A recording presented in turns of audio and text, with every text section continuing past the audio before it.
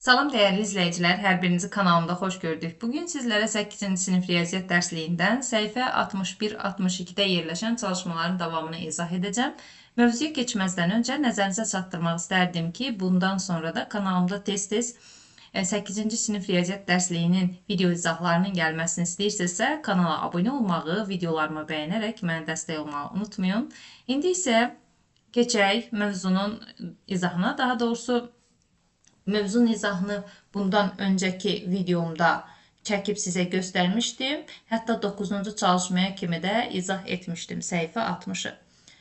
İndi 10-cu çalışmanı izah edirəm.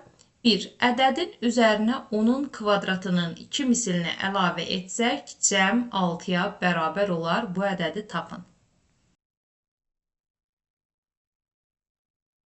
Ədədin üzərinə onun kvadratının 2 mislini əlavə edirik. Ədəd üzərinə kvadratının 2 mislini əlavə etdik. Ədədin üzərinə kvadratının 2 mislini əlavə etdik. Əlavə etsək, cəm 6-ya bərabər olar. Bərabər də 6. İndi uşaqlar, kvadrat təlinlik kimi həll edirəm. 2x kvadratı üstə gələk x çıxaq 6 bərabərdir 0. 6-nı keçirdim sol tərəfə. İndi uşaqlar, burada B2, A 2-yə bərabərdir, B 1-ə bərabərdir, C isə -6-ya bərabərdir. A 2, B x-in əmsalı 1, C isə sərbə-səddə -6-ya bərabərdir. Diskriminantı tapıram. D bərabərdir B kvadratı çıxaq 4 vuraq A vuraq C.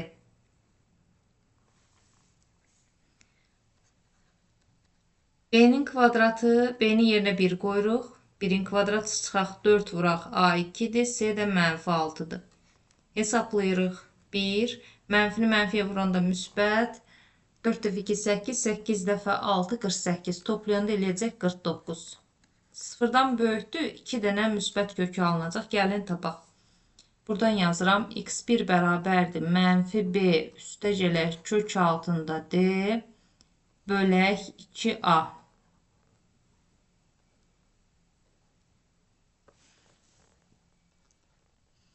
B burada müsbət 1-dir. Mənfiyə də vuranda olacaq -1. Üstə gələk kök altında D-nin yerinə 49 yazdıq. Bölək 2 vuraq A-nın yerinə 2. Hesablayıram. -1 üstə gələk 7. 49-dan 7 çıxdı. Bölək 2-ni 2-yə vuranda 4 edir. 7-dən 1-nə çıxsaq 6. 6 bölək 4 bizə verəcək 1,5. Bunu 3 bölək 2 kimi də yaza bilərsiniz. İkinci kökü tapaq. x2 bərabərdir -B çıxaq kök altında D bölək 2 vuraq A. -1 çıxaq kök altında 49 bölək 2 vuraq A. A-nın yerinə də elə qiymətini yazaq. Hesablayıram. -1 çıxaq 7 bölək 4. -8 eləyəcək. -8-i də 4-ə böləndə cavab -2 qalır. Deməli, tənliyin köklərindən biri 1,5, digəri isə -2 oldu.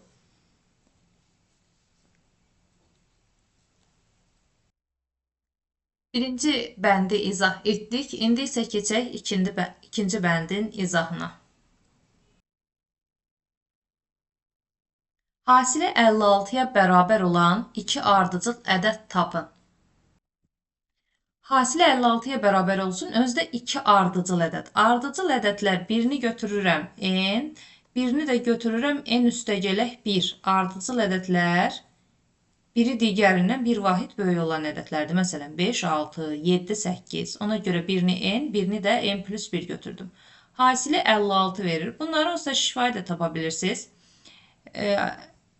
7 ilə 8 56 eləyəcək. Amma gəlin biz vurub tapaq riyazi yoluna. Tutaq ki, bunu həll edib tapa bilməmişik. 7, 8 olduğunu bilmirik. Necə həll eləyərdik? Vurub açmaqla.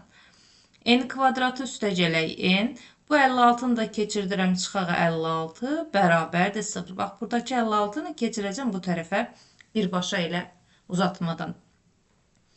İndi A 1-ə bərabərdir, x kvadratın əmsalı, B də 1-ə bərabərdir. X-in əmsalı sərbəst ədsə C-dir, -56. Diskriminantı tapıram. B kvadratı çıxaq 4 vuraq A vuraq C.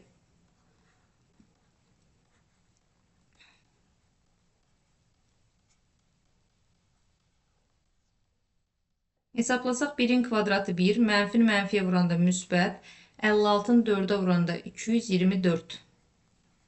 Üstünə də 1 gələndə 225 verəcək. İndi kökləri tapırıq. Dəyişən n olduğuna görə n1 ilə işarə edəcəm. Mənfi b üstə gələk kök altında d bölək 2a. B müsbət 1-dir. Mənfiyə də vuranda olacaq mənfi 1.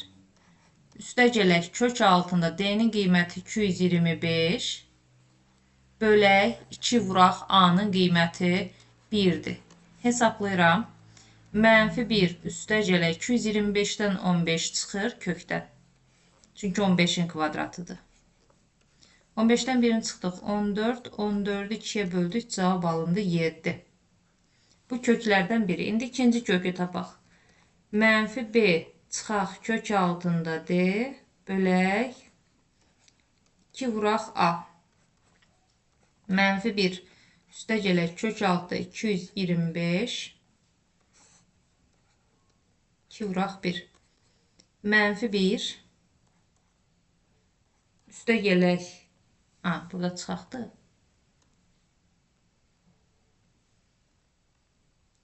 Burada çıxaq qeyd edilib, burada üstə gələk qeyd eləmişəm, onu düzəldim.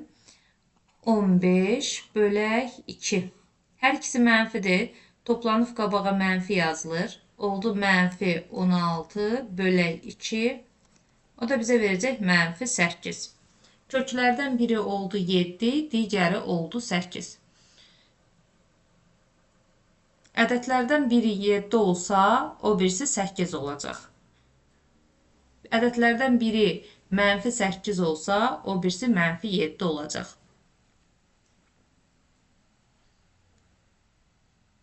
Hətta belə yaza bilərik də. N bərabərdir 7 olsa, bunu aşağıdan hardan qeyd edeyim? Buradan qeyd edeyim. N bərabərdir uşaqlar. 7 olsa, N bərabərdir 7 olsa, N plus 1 bərabərdir olur 8. Və yaxud N bərabərdir mənfi 8 olsa, N plus 1 bərabər olur mənfi 7. Yenə də vuranda 56 edir. Gördünüz? Məndə yer olmadığı üçün yuxarıda qeyd elədim. Siz aşağı hissədə qeyd edə bilərsiniz onu. Ədədləri də tapdıq. İndi keçək 3-cü bəndin izahına.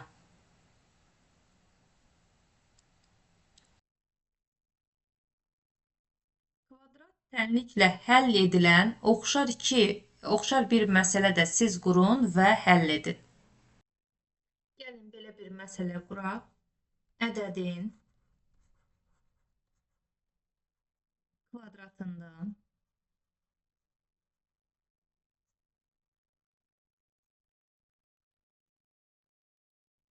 ədədin kvadratından 3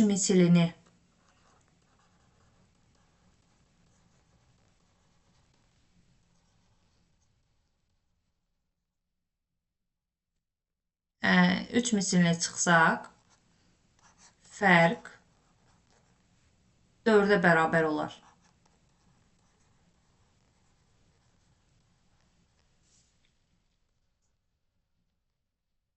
Bu ədədi tapın.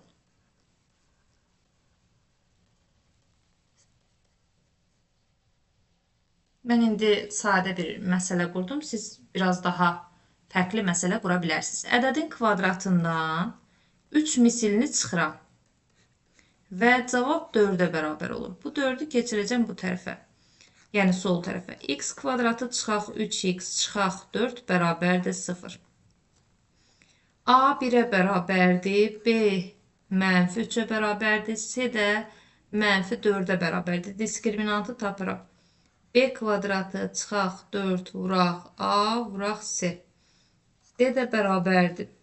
Mənfi 3-ün kvadratı çıxaq 4 vuraq A1, S'nin özü də yenə mənfi 4 bərabərdir. 3-ün kvadratı 9, mənfini mənfiyə vuranda müsbət eləyəcək. 4 4-ə vurduq 16, toplayanda eləyir 25. İndi uşaqlar, gəlin kökləri tapaq. X1 bərabərdir mənfi B üstə gələr kök altında D bölək 2A. B'nin özü burada mənfi 3'dür. Qarşıdakı mənfiyə də vuranda müsbət 3 olacaq. Üstə gələk kök altında D'nin yerinə qiymətini yazırıq 25. Bölək 2 vuraq A da 1 idi. Hesablasaq 3 üstə gələk 5. 25'dən 5 çıxır kökdən. Çünki 5'in kvadratıdır. 8. 8'i də 2'yə böləndə alındı 4. İndi ikinci kökünü tapaq.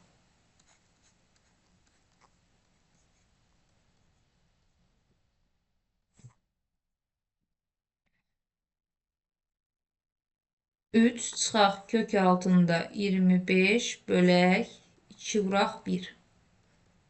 3 çıxaq 5 bölək 2.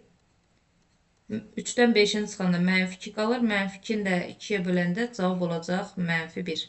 Deməli, kökləri tapdıq 4 və mənfi 1. Deməli, ədəd 4 ola bilər və yaxud mənfi 1 ola bilər.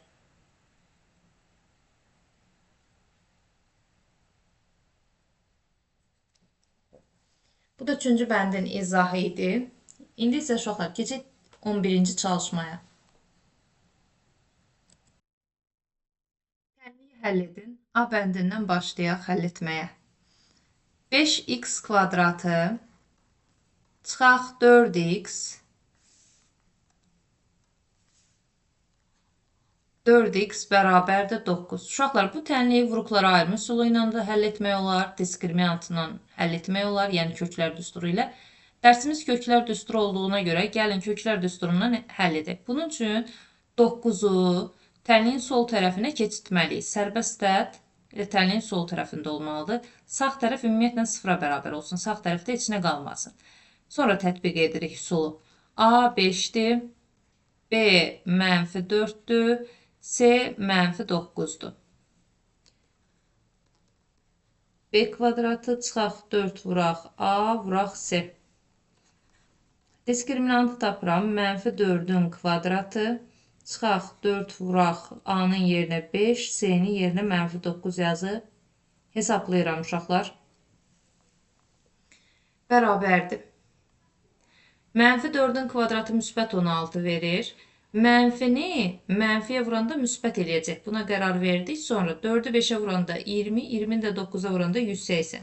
Toplayanda alındı 196. Deməli, 0'dan böyük müsbət ədəddirsə, tənliyin 2 dənə kökü var. Hesablayaq burada.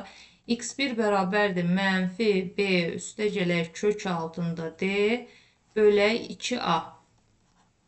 Sadəcə qiymətlərini yerinə qoyuruq. B'nin özü burada mənfidir. Qarşısındakı mənfiyə də vurduqda olacaq müsbət 4. Üstə gələk. Kök altında 196. Bölək 2 vuraq A-nın yerinə qeyd etdim 5. 4 üstə gələk 196 14'ün kvadratıdır. Ona görə kökdən 14 çıxır. 2'ni 5'ə vuranda 10 eləyir. Bərabərdir. Toplasaq 18 bölək 10 bizə verəcək 1,8. Və yaxud bunu 2 ixtisar eləyib 5'də 9, 1,5'də 4 də yaza bilərdiniz. İndi ikinci kökü tapaq. X2 bərabərdir mənfi B çıxaq kök altında D bölək 2A.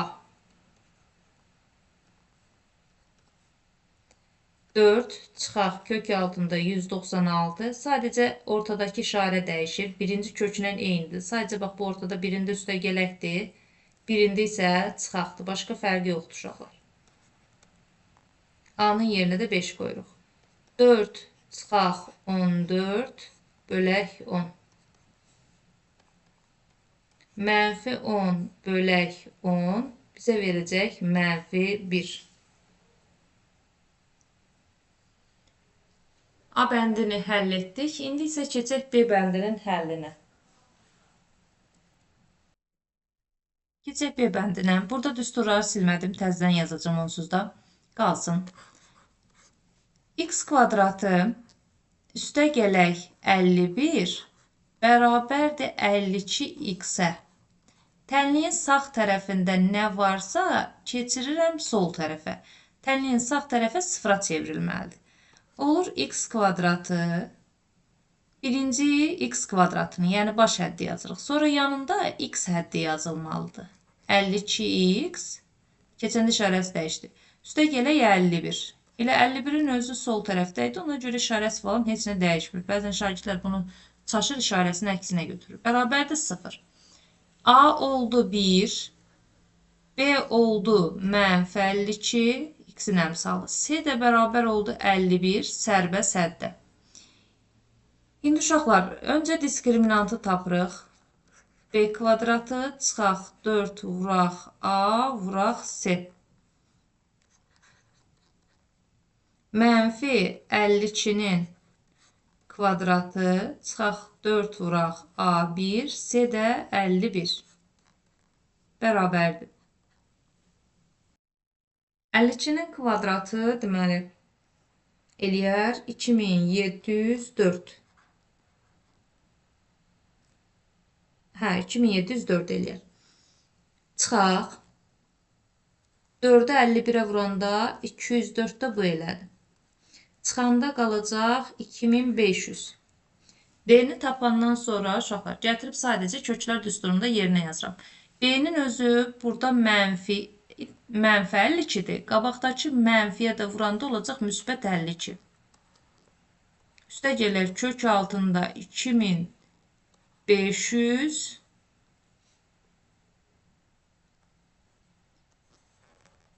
bölək 2 vuraq A-nın qiyməti 1. Hesablayıram. 52 üstə gəlir 2550-nin kvadratı, ona görə kökdən 50 çıxır. Bölək 2. Hesablasaq, surət eləyəcək 102. 2-yə də bölünəndə alınır 51. Köklərdən biri oldu 51. İkinci kökü tapıram. 52 çıxaq kök altında 2500 bölək 2 vuraq 1. 52 çıxaq 50 bölək 2. Şimdi 2-yə böləndə cavab alınacaq 1. B bəndinin izahını yazdıq. İndi isə uşaqlar keçək C bəndinin izahına.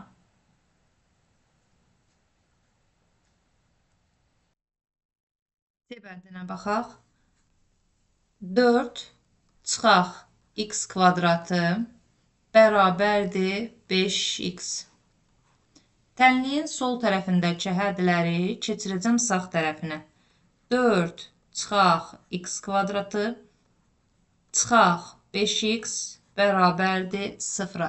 Tənliyin hər bir həddini mənfiyə vururam ki, bu x kvadratı mənfi yox, müsbət olsun. Belə həll eləyə bilərdikmi? Bəli, belə də həll eləyə bilərik. Uşaqlar, problem yoxdur. Mənfi x kvadratı çıxaq 5x üstə gələk 4 bərabərdir 0. Mənfi x kvadratı işarə qaldı. Mənfi 5x işarə qaldı. Üstə gələk burada 4 müsbətdir. Sadəcə kvadrat tənliyin formasına saldım. Necə idi kvadrat tənliyin forması? Ax kvadrat üstə gələk bx üstə gələk c bərabərdir 0 şəklində. Birinci x kvadratı, sonra eləcə x, sonra da sərbəsədir. İndi burada a nəyə bərabərdir? Mənfi 1-ə.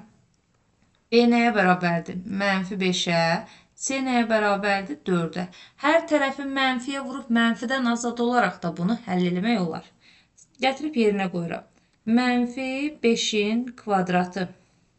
Çıxaq 4 vuraq. A mənfi 1-dir. C də 4-dür. Hesablayıram. 5-in kvadratı 25. Mənfini mənfiyə vuranda müsbət. 4 4-ə vuranda 16. Toplayanda neçə verəcək bizə? 30, 41.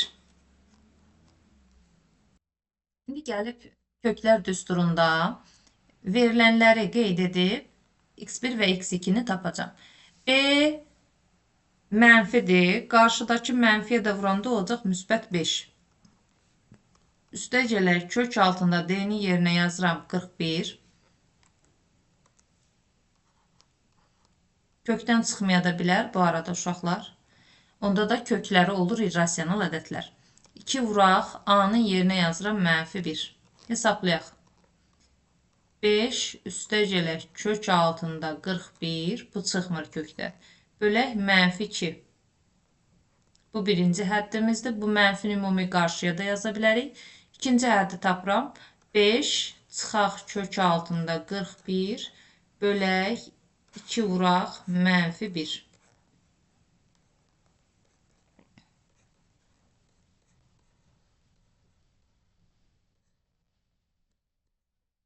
Bu da digər kökümüz oldu.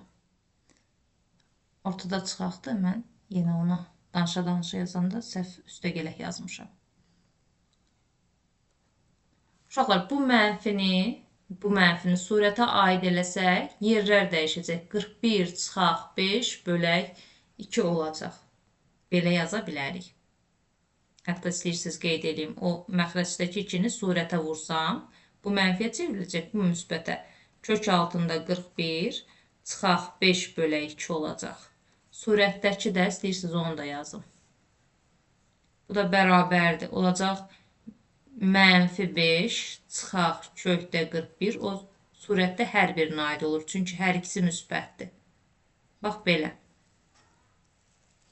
Bu C bəndinin izahı idi. İndi isə keçək D bəndinin izahına baxaq. D bəndinə baxsaq, 25 üstə gələk x kvadratı bərabərdir 26x verilir. 26x'i keçirirəm sol tərəfə. Birinci x kvadratı olduğu kimi qalır. Çıxaq 26x işarəsini dəyişdi keçdi. Üstə gələk 25'in özü olduğu kimi qalır. Çünki o elə sol tərəfdəydi. A burada 1'dir. B -26'dır. C də 25'dir. Diskriminantın düsturunda yerinə yazıram. -26'nın kvadratı çıxaq 4 vuraq A1 C də 25 bərabərdir, hesablayırıq. 26'nın kvadratı olacaq 676 çıxaq 4'ü də 25'e vursaq 100. Bu da bizə verəcək 576. Bu da səhv eləmirəmsə 24'ün kvadratıdır. Yəni köklər düsturunda yerinə qoyub həll edək. B-nin özü -26'dır. Qabaqdakı mənfiyə də vuranda olacaq müsbət 26. Üstə gələk kök altında 576. Bölək 2 vuraq A-nın qiyməti. A-nın qiyməti də 1'dir. 26 üstə gələk 576 dedi 24'ün kvadratıdır. Bölək 2. Surət eləyəcək 50. 50'ni də 2'yə böləndə cavab alınır 25. Bu birinci kökümüzdür. X1. İndi X2'ni tapaq. Sadəcə ortadakı işarə çıxaq olacaq. Qalan hər şey eynidir. Bunu düsturda görürük ki X1 ilə X2'nin sadəcə ortadakı işarələri fərqlidir. 26 çıxaq 24 bölək 2. 26'dan 24 çıxanda 2 qalır. 2'ni 2'yə bölsə elə cavab 1 qalır. 11-ci çalışmanı bütövlükdə izah edib yekunlaşdırdıq. Ümid edirəm başa düşdünüz. İndi isə uşaqlar keçək 12-ci çalışmanın izahına. Düzbucaqlı formalı həyətin uzunluğu enindən 1 metr böyükdür. Onun enini 4 metrin, uzunluğunu 5 metr artırdıqda sahəsi 120 metr kvadratı olar. Yazırıq eni, bir də uzunluğu. Şərtdə deyilib ki, düzbucaqlı formalı həyətin uzunluğu enindən 1 metr böyükdür. Uzunluğunu götürürəm x. Eni ondan 1 metr böyükçü olacaq x üstə gələk 1. Sonra deyir onun enini 4 metr, uzunluğunu 5 metr artırırlar. Sonra Enini artırdılar 4 metr. Uzunluğunu da artırırlar 5 metr. X üstəgələk 1'in üzərinə gəlirik 5 metri. Olur. Hətta bərabər yazın buna. Bərabər olur x üstəgələk 6'ya. Son olaraq eni uzunluğu tapıldı. Bir daha təkrar edirəm. Enini 4 metr artırırlar. Hətta üzərinə qırmızı qələmlə yazaram. Enini 4 metr artırırlar. X'i 4 metr artırdıq. X bölüsü 4 oldu. Uzunluğunu isə 5 metr artırırlar. X üstəgələk 1'in üzərinə 5'i gəldi yolda x üstəgələk 6. Baxın, eni və uzunluğunu artırdılar. Sahə çevrilib 120 metr kvadrat oldu. Düzbucaqlının sahəsini necə taparıq? Enini uzunluğuna vurmaqla taparıq. Eni x plus 4'dür. Uzunluğu isə x üstəgələk 6'dır. Vuranda sahə olacaq 120. Vurub açıram. X'e vurdum x kvadratı. X'i 6'ya vurdum 6x. 4x'e vurdum 4x. 4'ü 6'ya vurdum 24. Elə 120'ni də birbaşa keçirəcəm tənliyin sol tərəfinə.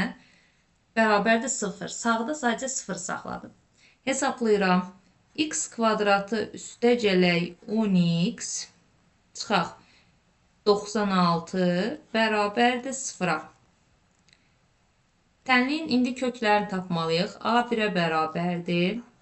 B 10'a bərabərdir. C də mənfi 96'ya bərabərdir. İndi kökləri tapaq. X1 bərabərdir. Mənfi B üstəgələk kök altında D bölək 2 vuraq A. A'nın qiyməti 1 idi. Diskriminantı hesablamamışıq. Yaxşı, diskriminantı da aşağıdan hesablayıram. D bərabərdir B kvadratı. Çıxaq 4 vuraq A vuraq C.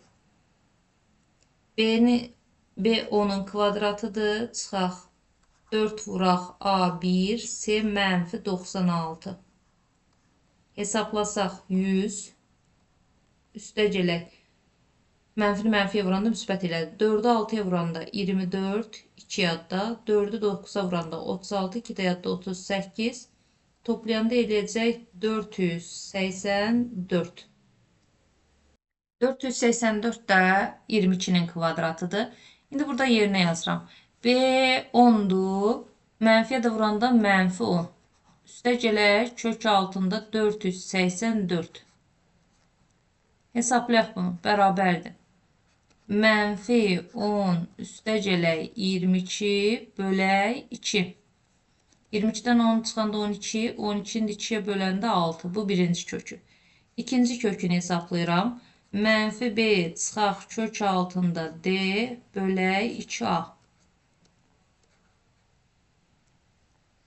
Bərabərdir. Mənfi 10 üstəgələk çıxaq, daha doğrusu. Çıxaq kök altında 484 bölək 2 vuraq 1. Bərabərdir. Bərabərdir. Mənfi 10 çıxaq 22 bölək 2. Hər ikisi mənfidir. Toplayıb qabağa mənfi yazırıq. 32'ni də 2'yə böləndə alınacaq mənfi 16. Tənliyin köklərini tapdıq. Sadəcə söhbət düzbucaqlının eni və uzunluğundan getdiyinə görə uşaqlar mənfi kökü götürmürük. Çünki tərəf mənfi olmaz. Tərəfi götürəcəyik müsbət 6'nı. İndi gəlin ölçülərini tapaq. Oxla çəkib yazıram. X üstəgələk 4. 6 üstəgələk 4 bərabərdir 10 metr. Eni oldu 10 metr. Uzunluğu olacaq 6 üstəgələk 6, 12 metr. Həyətin əvvəlki ölçülərini deyir uşaqlar. Yaxşı, bunu buradan silim. Əvvəlki ölçüləri soruşur. Əvvəlki ölçüləri x-dir. Bir də x üstəgələk 1-dir. Eni olacaq 6 metr. X ilə işarələmişik çünki. 6 metr. Uzunluğu ondan bir vahid böyükdür. Baxın, burada qeyd eləmişik x üstəgələk 1.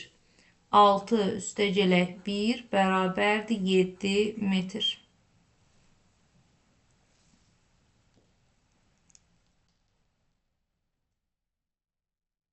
Bu da 12-ci çalışmanın izahı idi. İndi isə keçək 13-cü çalışmanın izahına. 13-cü çalışmaya baxaq. Düzbucaqlının eni 4 cm, uzunluğu 8 cm-dir. Düzbucaqlının eni və uzunluğu eyni ölçüdə artırılmaqla onun sahəsi 3 dəfə artırıldı.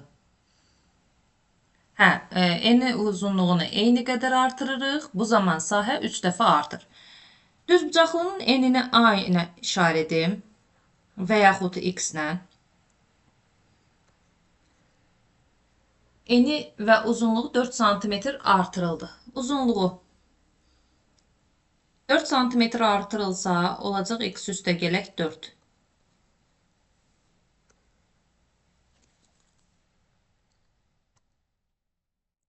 Daha doğrusu uşaqlar, burada düzbucaqlının eni və uzunluğu verilib, sonra eyni qədər artırıblar. Yaxşı, onda bu hissəni düzəldim. Eni 8-dir. İndi x santimetr artırılsın. Eni 4 santimetrdir. X santimetr artırılacaq, olacaq x plus 4. Uzunluğu 8-dir. 8 santimetrdir. X santimetr artırılacaq, olacaq x plus 8. Eyni qədər artırılıb deyir. Eni və uzunluğu eyni ölçüdə artırıldı. Bu zaman sahə 3 dəfə artdı. Uşaqlar, mən nə qədər artırıldığını bilmədiyim üçün eninin də üstünə x gəldim, uzunluğun da üstünə x gəldim.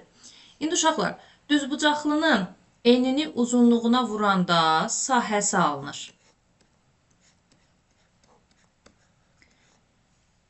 Aldığımız sahə əvvəlki sahədən 3 dəfə artıqdır. Əvvəlki sahəni tapmaq üçün eninin uzunluğuna vurmalıyıq. 4-ü 8-ə. 4 vuraq 8.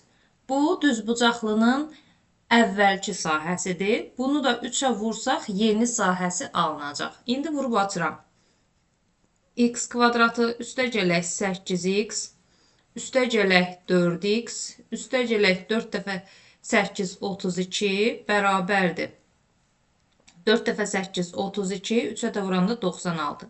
İndi bu 96-nı keçirəcəm bu tərəfə. Olur x kvadratı üstəgələk 12x üstəgələk 32 çıxaq 96 bərabərdir 0.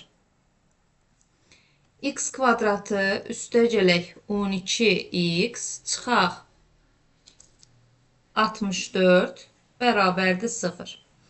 İndi diskriminantını tapa bilərik. Öncə bunları yazaq. A 1-dir, B 12-dir, C də mənfi 64-dür. Diskriminant B kvadratı çıxaq 4 vuraq A vuraq C. Yer qalmadığı üçün qabaqdan yazıram uşaqlar. D bərabərdir. 12-nin kvadratı çıxaq 4 vuraq 1 vuraq mənfi 64. 12-nin kvadratı 144 eləyir. Mənfini mənfiyə vuranda müsbət eləyəcək. 4 dəfə 4 16, bir yadda 24, bir də yadda 25, 256. Toplayanda da bizə verəcək 400. 400 də nəyin kvadratıdır? 20-nin kvadratıdır. Gəlin indi kökləri tapaq. x1 bərabərdir mənfi b üstəgələk kök altında d bölə 2a. B 12-dir. Mənfiyə də vuranda mənfi 12 olacaq. Üstəgələk kök altında 400 bölək 2 vuraq A-nın qiyməti 1-dir. Mənfi 12 üstəgələk 400-dən 20 çıxır. Çünki 20-nin kvadratıdır. Bölə 2. 20-dən 12-sini çıxanda 8. 8-i 2-yə böləndə oldu 4. İkinci kökü tapıram. X2 bərabərdir. Mənfi B çıxaq kök altında D bölək 2A. Mənfi 12 çıxaq kök altında 400 bölək 2 vuraq 1. O da bərabərdir. Mənfi 12 çıxaq 20 bölək 2. Mənfi bölək eləcək ki. Toplasaq mənfi 32 verir. 2-yə də böləndə mənfi 16 alınır. İndi söhbət tərəflərdən getdiyinə görə tərəf mənfi ola bilməz. Yəni mənfi 16-nı götürmürük. Tərəfi götürürük. X-i götürürük 4. Düzbucaqlının yeni ölçülərini tapın. Yeni ölçülərini də tapmaq üçün yeni ölçüləri bax bulardır. Eni x plus 4, uzunluğu x plus 8. Eni olacaq x üstəgələk 4. X üstəgələk 4. O da bərabərdir. X-in qiyməti də 4 idi. 4 üstəgələk 4, 8 santimetr. Uzunluğu isə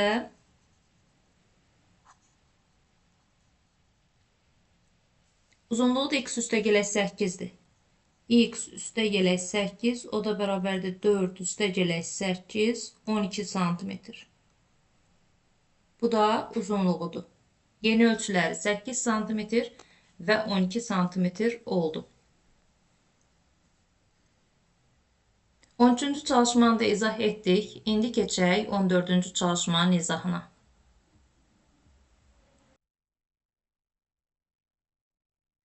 14-cü sualda tənlikləri müxtəlif üsullarla həll edin. Birincisindən başlayaq. Bura 1 deyirəm. X kvadratı üstəgələk 6x bərabərdir 7. 7-ni keçirirəm sol tərəfə. Olur x kvadratı üstəgələk 6x çıxaq 7 bərabərdir 0. Uşaqlar, bunu diskriminantdan da həll eləmək olar. Vuruqlara ayırmaqla da. Mən vuruqlara ayırma üsulu ilə həll eləyəcəm. Ümumiyyətlə, müxtəlif üsullarla həll eləyin deyir. Hansı üsullarını istəsəz həll eləyə bilərsiniz. X kvadratının əmsalı yoxdur. Ona görə hasili mənfi 7-yə bərabər eləyirəm. Yəni, sərbəst həddin özünə. Hasili mənfi 7, cəmi x-in əmsalı. Yəni, 6. Buranda mənfi 7, toplayanda 6 eləyən ədədlər. Mənfi 1 və müsbət 7 olar. Mənfi 1 və müsbət 7. Vuranda mənfi 7 eləyəcək, toplayanda 6 eləyəcək. Onda bu m-dir, bu da n-dir. Vuruqlara ayırma düsturumuzu burada yazıram. X üstəgələk m, vuraq x üstəgələk n. Yadınızdadırsa bunu keçmişdik və bunun dərsini izah eləmişdik. Kanalımızda var. Baxa bilərsiniz oradan. X-in yerinə, daha doğrusu m-in yerinə öz qiymətini, n-in yerinə də öz qiymətini yazıram.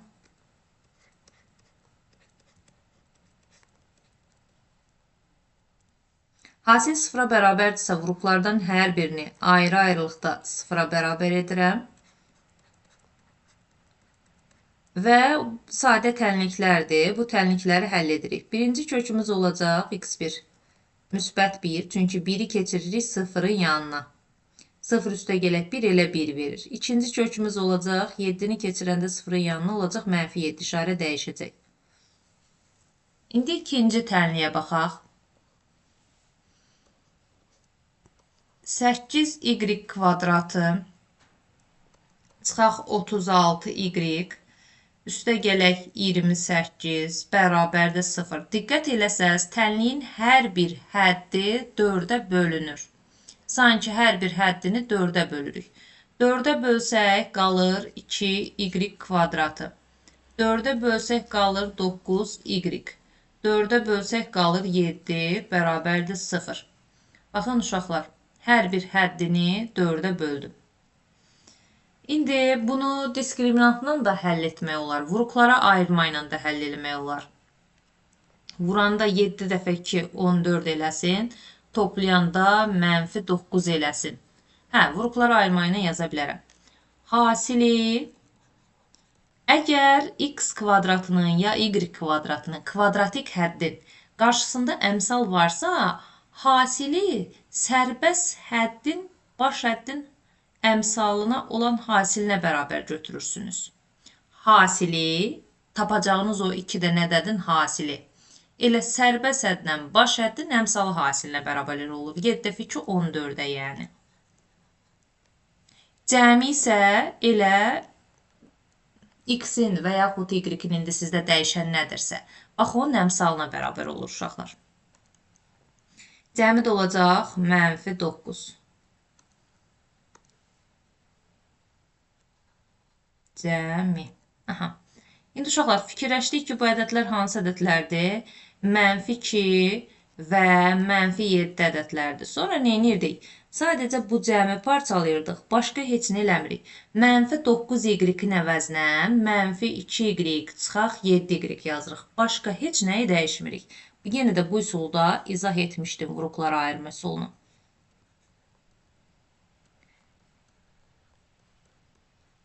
Sonra 2-2 qruplaşdırırdıq. Bu ikisini bir qruplaşdırırıq. Bu ikisini də bir qruplaşdırırıq və ortaq vuruqları mötərizə xaricinə çıxardırıq. Hər biri birinci qrupda hər biri 2y-ə bölünür. 2y-ə bölsəm, qalır y çıxaq 1. İkinci qrupda hər biri -7-yə bölünür. Bölsək, özdə buradakı işarə nədirsə, ona bölün. Daha rahat həll edərsiniz misalı. Y çıxaq 1 qaldı. Bərabərdir 0. Y çıxaq 1 hər birində ortaq vuruqdur. Onu mötərizə xaricinə çıxardıram və hər bir həddi y çıxaq 1-ə bölürəm. Qalır 2y, burada da qalır -7.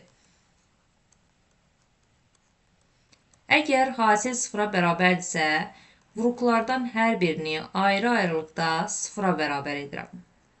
Birinci kökümüz olacaq -1, ikinci kökümüz olacaq 2y çıxaq 7 bərabərdir 0, 2y bərabərdir 7-yə, y-i də tapmaq üçün 7-ni böləcəm 2-yə.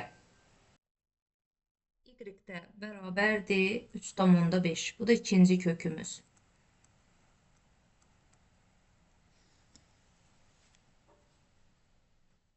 İndi uşaqlar, keçək 3-cü bəndin izahına. 3-cü bənddə 2x vuraq. Mötərizədə x çıxaq 6 bərabərdir 14 verilib. Öncə uşaqlar vurub açıram. 2x-i x-ə vurdum, 2x kvadratı. Sonra 2x-i -6-ya vurdum, -14x. -12x daha doğrusu.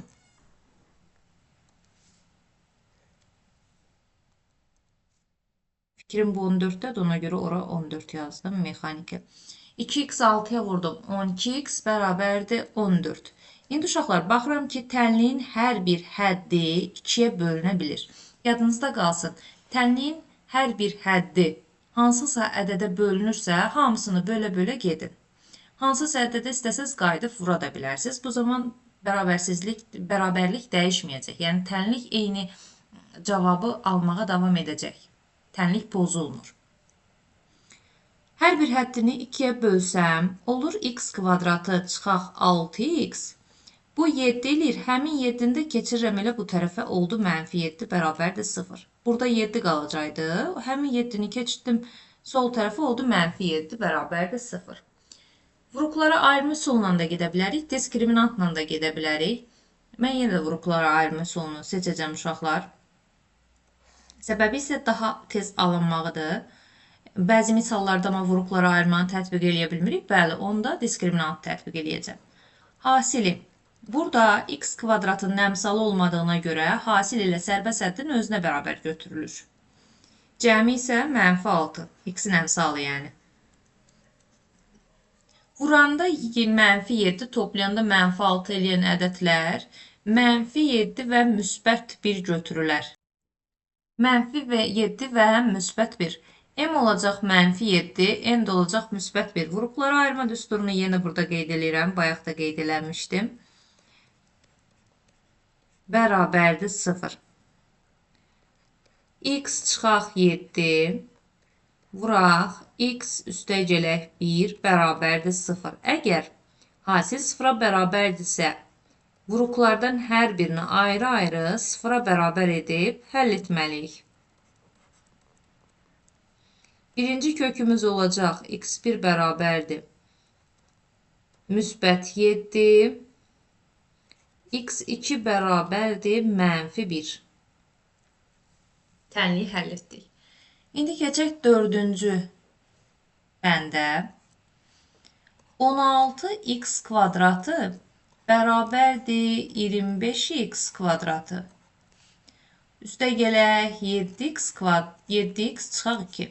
Uşaqlar, istəsək sağdakı hədlərin hər birini sola keçirərik və yaxud soldakı hədlərin hər birini sağa keçirərik. Burada bir dənə hədd olduğuna görə mən onu keçirəcəm. O boyda həddi buna görə bura keçirtmirəm. Bu həddi bu tərəfə keçirdirəm. Yəni dediyim kimi işarəni düz keçirsəz heç bir fərqi yoxdur. Burada nə qalacaq? 0 qalacaq. Bərabərdir 25x kvadratı üstə gələk 7x. Çıxaq ki, bunlar olduğu kimi qaldı. Çünki öz yerlərindədirlər, tərpənməyiblər. 16x kvadratı onların yanına gəlibsə, işarəsini dəyişib gələcək. Olur 25x kvadratı çıxaq 16x kvadratı. Bizə neçə x kvadratı verir? 9x kvadratı verir. Üstə gələk 7x çıxaq 2. Burada da 0 qalıb. Bunu burada yazın, bərabərdir 0 və yaxud burada yazın, bərabərdir 0. Yəni, uşaqlar, heç bir fərq etmir. İndi mən bu tərəfdə yazacağım, buradakini silirəm. Daha belə tənlik kimi görsənsin, daha qəşəng görsənsin deyə. Yoxsa 0-ın sağda və yaxud solda yazılmağın heç bir mənası yoxdur, onsuz da ifadə 0-a bərabərdir. İndi gəlin bunu da diskriminant üsulundan həll eləyək. Vuruqlara ayırma daha qısa alınarmı? Bir dəqiqə ona baxım. Yerimiz məhduddur. 9-u 2-yə vuranda mənfi 18, hasili mənfi 18. Cəmi 7 eləyən ədədlər 9 ilə mənfi 2 götürə bilərik. Bəli, bunu da vuruqlara ayırma ilə yazacağım. Hasili. Niyə vuruqlara ayırma ilə yazıram? Çünki yerim azdır uşaqlar. Hasili sərbəst hədlə baş həddin əmsalının hasilinə bərabərdir. Yəni, mənfi 18-ə. Cəmi isə 7-yə bərabər götürəcəm. Siz bunu diskriminant üsulundan da yaza bilərsiniz. Cəmi 7-yə bərabər olan ədədlər. Yazdıq bu şəkildə. Hansı ədədlər ola bilər? Vuranda mənfi 18 eləsin, toplayanda 7 eləsin. 9 və mənfi 2. İndi bu cəmi həmin ədədlərin cəmi şəklində parçalayıram. 9x kvadratı üstə gələk 9x çıxaq 2x çıxaq 2 bərabərdir 0. 2 qruplaşdırıram. 9x-ə bölünür hər ikisi. Bölsək qalır x plus 1. Hər biri mənfi 2-yə bölünür. Qalır x üstə gələk 1. X üstə gələk 1 ortaq vuruqdur. Mötərizə xaricinə çıxardıram. Və x üstə gələk 1-ə böləndə hər bir həddi qalır 9x çıxaq 2. Hasil 0-a bərabərsə vuruqlardan hər birini ayrı-ayrıqda 0-a bərabər etməliyik. Birinci kökümüz olacaq mənfi 1. İkinci kökü tapaq. 9x çıxaq 2 bərabərdir 0. 9x bərabərdir müsbət 2-yə. X 2 də bərabərdir 2 bölək 9-a. İndi keçək uşaqlar 5-ci bəndin izahına.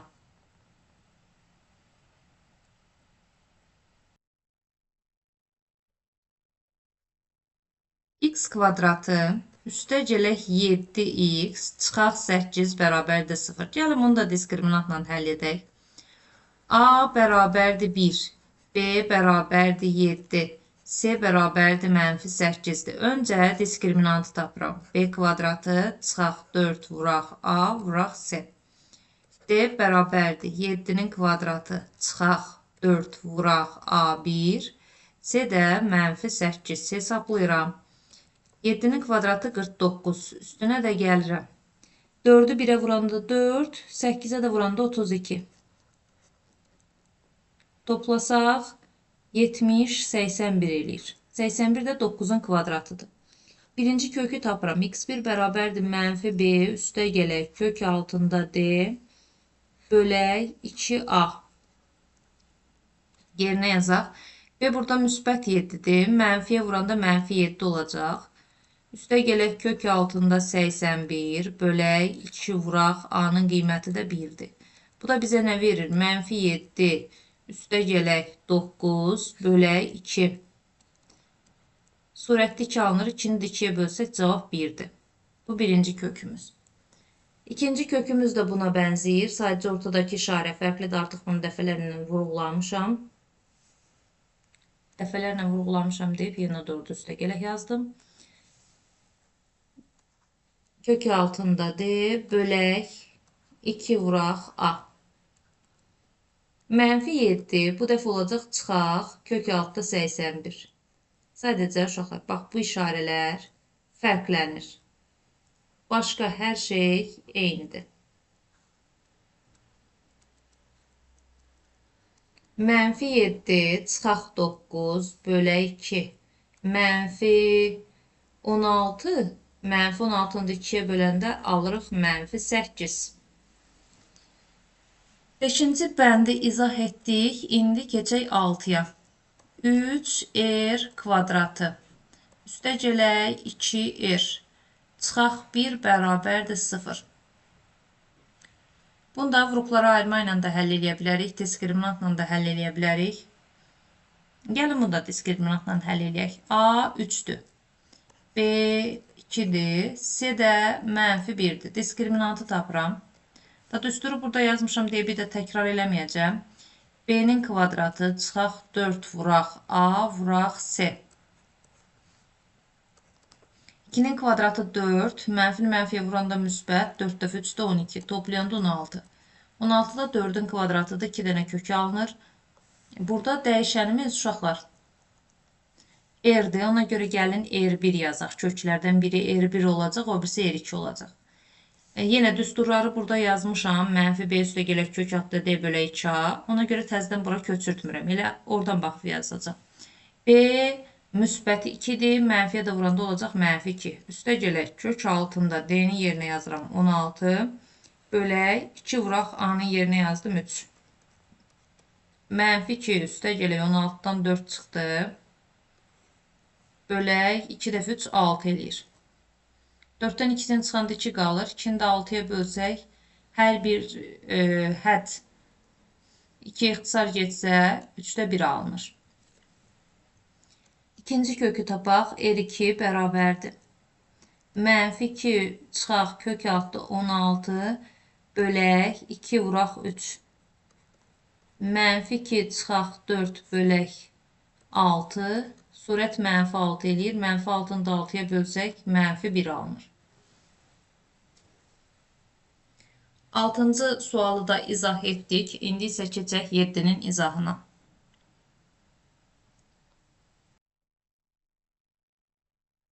7-ci bənddə 3x kvadratı üstə gələk 24x bərabərdir 13x kvadratı üstə gələk 13x üstə gələk 1. 3x kvadratını və 24x'i keçirirəm sağ tərəfə. Niyə sağ tərəfə keçirirəm? Buradakı soldakı hədləri də sağ tərəfə, sağdakını da sol tərəfə keçirtmək olar. Orada bir problem yoxdur uşaqlar. Məhdudiyyət də yoxdur. Hara istəyirsiniz keçirə bilərsiniz. Sadəcə burada 13x kvadratıdır. Burada 3x kvadratıdır. Çıxanda elə müsbət alınsın deyə mən bunları keçirəcəm sağ tərəfə. Soldakıları keçirdirəm sağ tərəfə. Onda burada heç nə qalmır. Burada 0 qalır. Bərabərdir. 13x kvadratı üstə gələk 13x üstə gələk 1. Bunlar öz evindədir. Belə loru dildə desəm. Bunlar öz evindədir. Bu x yaman çirkin olduğunu düzəldək. Ona görə işarələri dəyişmir uşaqlar. Özləri ilə sağ tərəfdə idilər. Keçənlər hansılar ki, keçəcək bərabərliyi, sanki bərabərlik bir sərhəddir. Keçəndə işarələrini dəyişirlər. 3x kvadratı çıxaq 24x. İndi hesablayaq. 13x kvadratından 3x kvadratın çıxanda qalır 10x kvadratı. Sonra 13x-dən 24x-in çıxanda mənfi 11x üstə gələk 1. Bu tərəfdə 0 qalıb. 0-ı burada yazsaq və yaxud burada yazsaq heç bir fərqi yoxdur. Mənası eynidir. Vuranda 11. Gəlin vurubları ayırma ilə yazaq. Hasili sərbəst əddən baş əddin hasilinə. Onu 1-ə vuranda 10-a. Cəmi isə 11-ə bərabər olan ədədlər fikirləşirəm. Mənfi 11-ə bərabər olan. Bunu da rəngli qələmlə göstərirəm ki, hasil budur. Sərbəst əddi baş əddə vurub yazdıq. Hansı ədədlər ola bilər? Vuranda 10, toplayanda 11 eləyən ədədlər mənfi 10 və mənfi 1 ola bilər. Sadəcə bax bu cəmi parçalayacağım həmin ədədlər şəklində. Başqa bir şey eləmirik. 10x kvadratı çıxaq 10x, çıxaq 1x, yenə 11x eləyir. Üstə gələk 1 bərabərdir 0. 2 qruplaşdırıram. Bu ikisini 1, bu ikisini də 1. 10x-ə bölünür. Hər biri ortaq vuruq 10x-dir. 10x-ə bölsək x çıxaq 1 qalacaq. Sonra digər qrupda hər biri mənfi 1-ə bölürəm. Çünki başqa ortaq vuruq yoxdur. Ortaq vuruq tapmasaz 1-ə bölün, mənfi 1-ə bölün. İndi baxın da məqsədinizə hansı uyğundur. Yenə ortaq vuruq var burada. X üstə gələk 1. Mötərizə xaricinə çıxartsam və hər bir həddi x çıxaq 1-ə bölsəm. X çıxaq 1-ə bölsəm.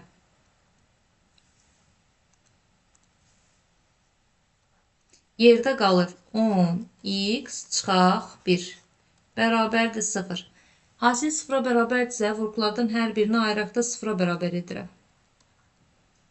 Birinci kökümüz olacaq müsbət 1. 10x çıxaq 1 bərabərdir 0. 10x bərabərdir 1-ə. X də bərabərdir 0 tam onda 1-ə. 1-i 10-a böləndə eləyir 0 tam onda 1. Bu da ikinci kökümüzdür. x2. İndi uşaqlar, gəlin 8-ə baxaq. 8-ci bənd. 2W üstə gələk 5. Niyə Azərbaycan hərfləri yazmırlar ki, orada ingilis hərfi yazıblar? Mən onu V yazacağım uşaqlar. 2V üstə gələk 5. Vuraq. V çıxaq 1 bərabərdir 9. Vurub açıram 2V kvadratı. Çıxaq 2V üstə gələk 5V. 5-i də mənfi 1-ə vuranda çıxaq 5. Elə bu 9-u da birbaşa keçirirəm bura. İşarəsi dəyişir. Bərabərdir 0. Olur 2V kvadratı. Üstə gələk 3V. 5V'dən 2V'sini çıxıb yazdım. Burada hər ikisi mənfidir. Toplayıb qarşısına mənfi yazırıq. Mənfi 14 bərabərdir 0. Gəlin bunu diskriminantla gedək. B kvadratı çıxaq 4 vuraq A vuraq C'dir. B neçədir? 3-dür. Kvadrata yüksəldirəm. Çıxaq. 4 vuraq A 2-dir. C də mənfi 14-dür. İstəyirsiniz burada qeyd edeyim. A 2, B 3, C mənfi 14 idi. Həll eləyək üçün kvadratı 9. Mənfini mənfiyə vuranda müsbət eləyir. 8. 8-i də 14-ə vuranda 4 dəfə 8, 32. 3 yadda. 8 dəfə 1, 8. 3 də yadda 11. Toplayırıq. Bərabərdir. O da bizə verəcək 121. 121 də 11-in kvadratıdır. Gəlin indi kökləri tapaq. V olduğuna görə dəyişən. Kökləri V1, V2 ilə işarə edirəm. Mənfi B üstə gələk kök altında D bölək 2A. B 3-dür. Mənfiyə də vuranda mənfi 3 olacaq. Üstə gələk kök altında 121 bölək 2A. 2 vuraq A-nın qiyməti 2 idi. Hesablayıram. Mənfi 3 üstə gələk 11 bölək 4. 8 qalır. 8-i də 4-ə bölsək 2 qalır. Bu birinci kökümüz. İndi ikinci kökü tapaq. V2 bərabərdir. Mənfi 1. Bu dəfə çıxaq kökü altda D bölək 2A yazırıq. Qiymətlərini yerinə yazaq. Mənfi 3 çıxaq kökü altında 121 bölək 2 vuraq 2. Mənfi 3 çıxaq 11 bölək 4. Mənfi 14 verir. Mənfi 14 ilə 4 2 ixtisar getsə mənfi 7 bölək 2 qalacaq. Mənfi 7 də 2-yə bölünsə mənfi 3,5 alınar cavabımız.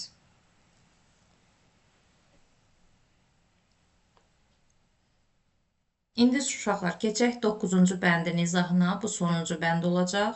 Sonra 14-cü çalışmanı yekunlaşdırırıq.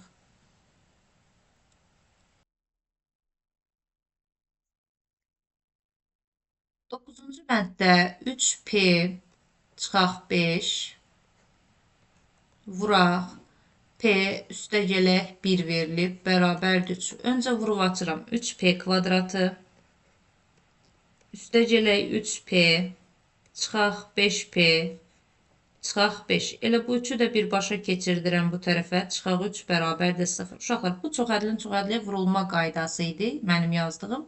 7-ci sinifdə keçmisiniz bunu. Oradan təkrar edə bilərsiniz. Nəysə, sadələşdirirəm. 3P kvadratı 3P'dən 5P'sin çıxanda mənfi 2P qalır. Mənfi 5 çıxaq 3. Hər ikisi mənfi olduğuna görə toplayıb mənfi yazırıq. Gəlin diskriminantla həll eləyək. Vurğuları ayırma ilə də həll eləmək olar. Amma diskriminantla çox həll eləməmişik. Ona görə bunu da diskriminantla həll eləyirəm. A3-dür. B mənfi 2-dir. C də mənfi 8-dir. D bərabərdir. B kvadratı çıxaq 4 vuraq A vuraq C-dir. Yerinə qoyuram. Mənfi 2-nin kvadratı çıxaq 4 vuraq 3 vuraq mənfi 8. Bərabərdir 4, mənfi 2-nin kvadratı müsbət 4-dür. Mənfini mənfiyə vuranda müsbət eləyəcək. 4 dəfə 3, 12. 12-ni də 8-ə vursaq 96. Toplasaq 100. 2 dənə kök olacaq, çünki müsbət ədəddir. Köklər dəyişən P hərfi ilə işarə olunduğuna görə mən köklərə birinə P1, birinə P2 deyəcəm.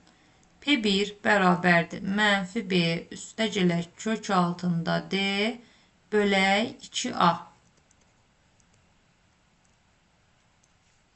Bərabərdir. B burada mənfi 2-dir. Qarşıdakı mənfiyə də vuranda müsbət 2 olacaq. Üstə gələk kök altında D-nin yerinə 100 yazdıq. Bölək 2 vuraq. A-nın da qiyməti 3 idi. 100-dən 10 çıxır kökdən. 12.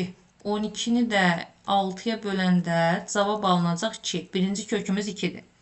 İkinci kökü tapaq. Bərabərdir. Mənfi B çıxaq kök altında D bölək 2 vuraq A. Sadəcə ortadakı işarə fərqlənir birinci kökdən.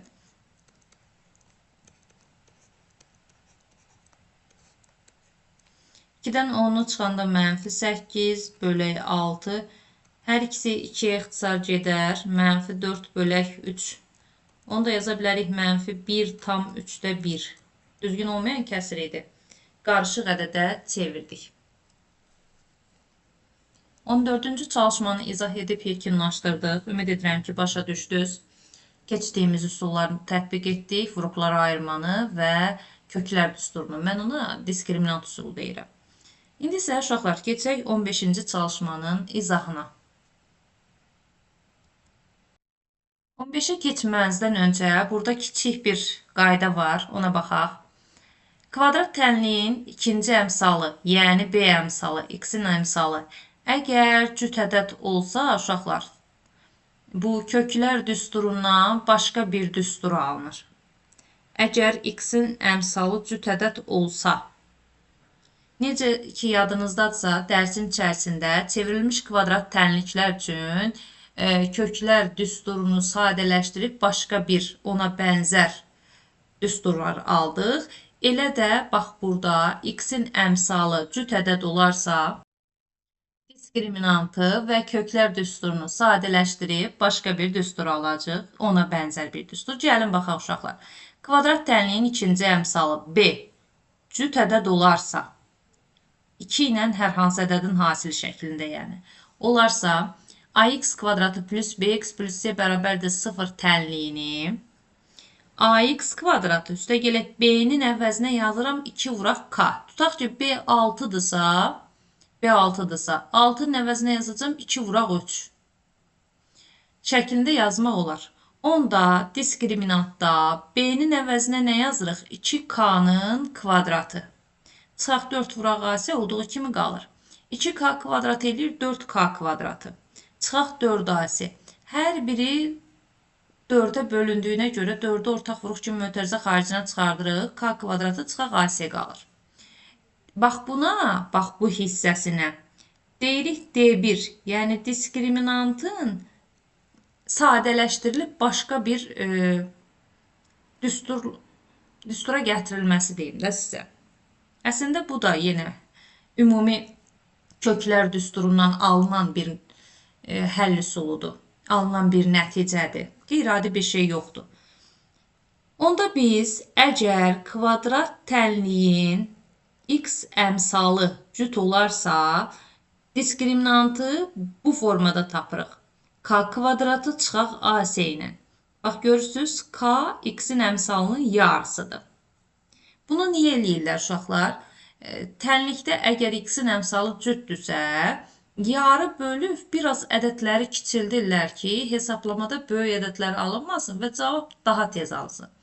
Bu zaman əsas diskriminant aldığımız bax bu D1 diskriminantından 4 dəfə böyük olur. Burada gördük.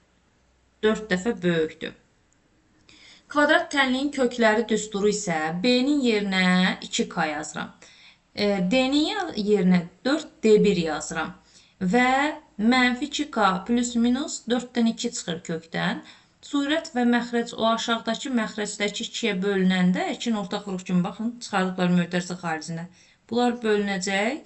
Köklər düsturu olur mənfi K plus minus kök altı D1 bölə 2A.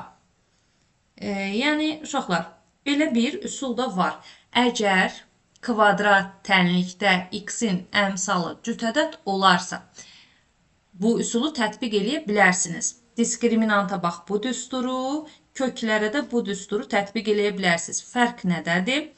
B-nin əvəzinə burada götürəcəksiniz k kvadratı, yəni B-nin yarısı. D-nin də əvəzinə götürəcəksiniz D-nin 4də 1-i. Burada 2A-dır. 2-lər də burada ixtisar getdiyinə görə eləcə qalıb A. İndi uşaqlar, sizə qarışıq gələ bilər. Birazdan çalışma həllinə tətbiq edəcəm. Görəcəksiniz ki, rahat bir şeydir. Sadəcə burada hərflərlə biraz qarışdırırsınız. Yuxarılarda, hətta keçən dərsimizdə izah etdiyim çevrilmiş kvadrat tənliklər üçün yadınızdasa köklər düsturunu və diskriminantı sadələşdirib yeni düsturlar aldıq. O ancaq çevrilmiş kvadrat tənliyə aid idi. Burada isə x-in əmsalı cüt olarsa, bax bu düsturlar ancaq o hala tətbiq olunur. Amma ümumilikdə köklər üsulu, diskriminant üsulu bütün növ kvadrat tənliklərə tətbiq olunur. Tutaq ki, bunlar yadınızdan çıxıb, elə o əsas diskriminantı və əsas köklər düsturunu tətbiq edərək işin içindən çıxa bilərsiniz. Nəysə, çox uzatmadan keçək çalışma həllinə. Mənə soruşsaz ki, müəllimə, çox bir vacibdirmi bunu əzbərləmək və lazım olanda tətbiq etmək? Deyərəm, xeyr, o qədər də vacib deyil. Əsas köklər düsturunu bilirsinizsə, işin içindən çıxa biləcəksiniz. Amma sizə çox şey maraqlıdırsa və həqiqətən də hər bir xırdalıq ayrıntını öyrənib öz yerində tətbiq eləmək istəyirsinizsə, bəli, öyrənin. Bu da çox gözəl bir üsuldur. İndi, bax, 15-ci çalışmanı həmin üsulla sizə izah eləyəcəm və üsulun mahiyyətini başa düşəcəksiniz. A bəndinə baxaq. 3x kvadratı çıxaq 14x üstə gələk 15 bərabərdir 0-dır. X-in əmsalına baxıram ki, x-in əmsalı cütdür. Normalda A'ya 3, B'yə -14, C'yə 15 verərək diskriminantı tapıb köklər düsturunda yerinə qoyub rahatlıqla tənliyi həll edə bilərsiniz. Bu heç. Bunu dedik.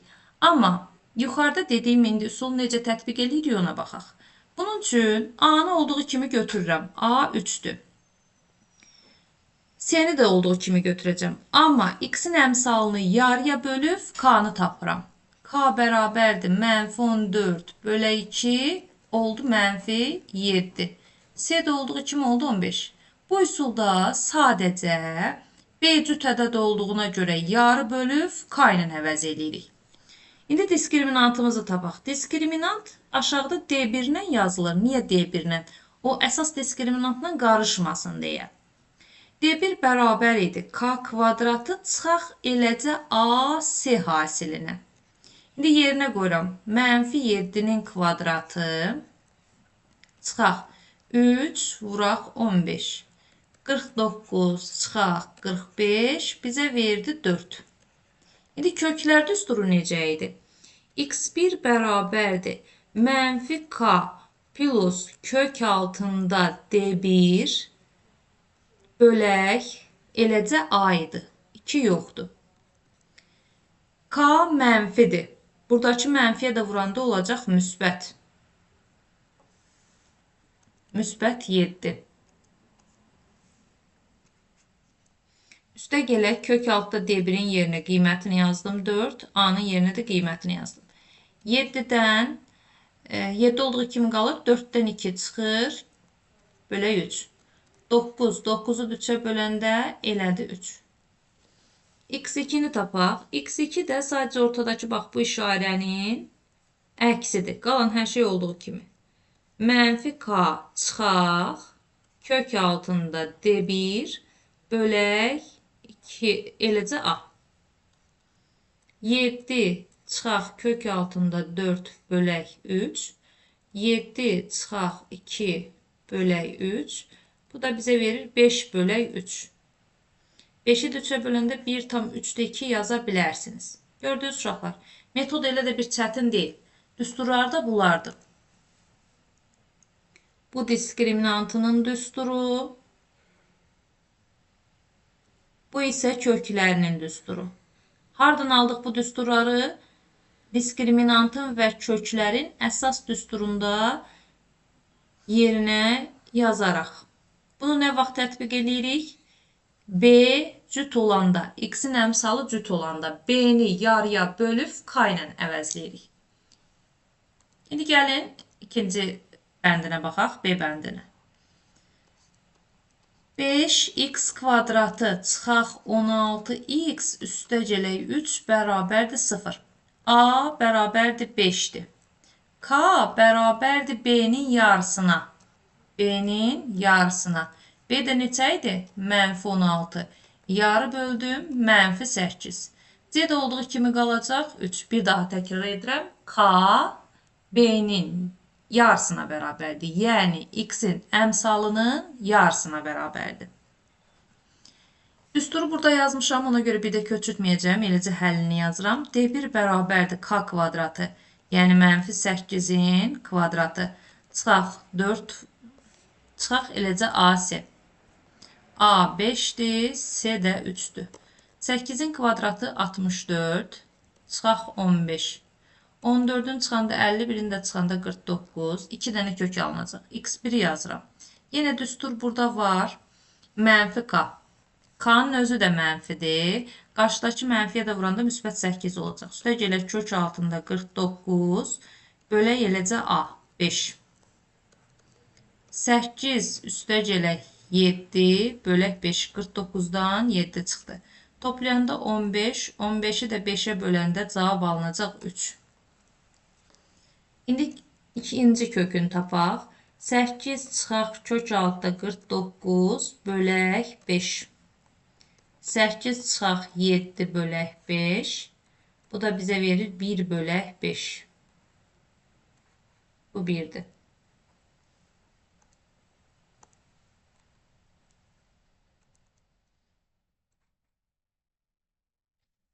B bəndində izah edib sizə göstərdim. A bəndində cavab 3, 1 tam 3-də 2-dir. B bəndində cavab 5-də 1 və 2-dir. Hətta qarışdırmayın deyə buradan xətti çəkim.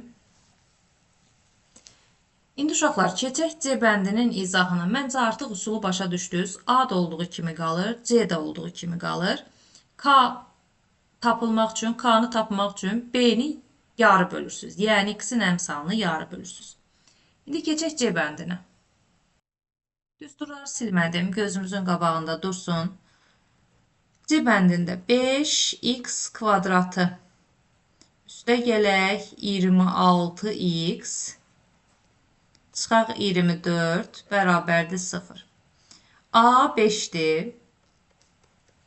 K-nı tapmaq üçün B-ni yarı bölürəm. Yəni x-in əmsalını yarı bölürəm. 26 bölü 2, o da 13 verdi. C mənfi 24. Yerinə qoyaq. K-nın kvadratı, yəni 13-ün kvadratı çıxaq. A 5, C də mənfi 24. 13-ün kvadratı elədi 169. Üstə gələk. Mənfini mənfiyə vuranda müsbət elədi. 5-i 24-ə vuranda 100, 120. Toplayanda da 289 alındı. Bu 17-nin kvadratı 2 dənə kökü çıxacaq. İndi x1 yazıram. K müsbət 13-dür. Mənfiyə də vuranda mənfi 13 oldu. Üstə gələk kök altında D1-imiz 289-dur. Bölək eləcə A 5. Mənfi 13 üstə gələk 289-dan 17 çıxır. Çünki 17-nin kvadratı bölək 5. 17-dən 13-ün çıxanda 4 qalır. Oldu 4-də 5. İkinci kökü tapaq. Mənfi 13 çıxaq kök altında 289 bölək 5. Bərabərdir. Mənfi 13 üstə gələk. Daha doğrusu çıxaq. 17 bölək 5. Bu da mənfi 30'dur. Mənfi 30'u da 5'e böləndə cavab alınacaq mənfi 6.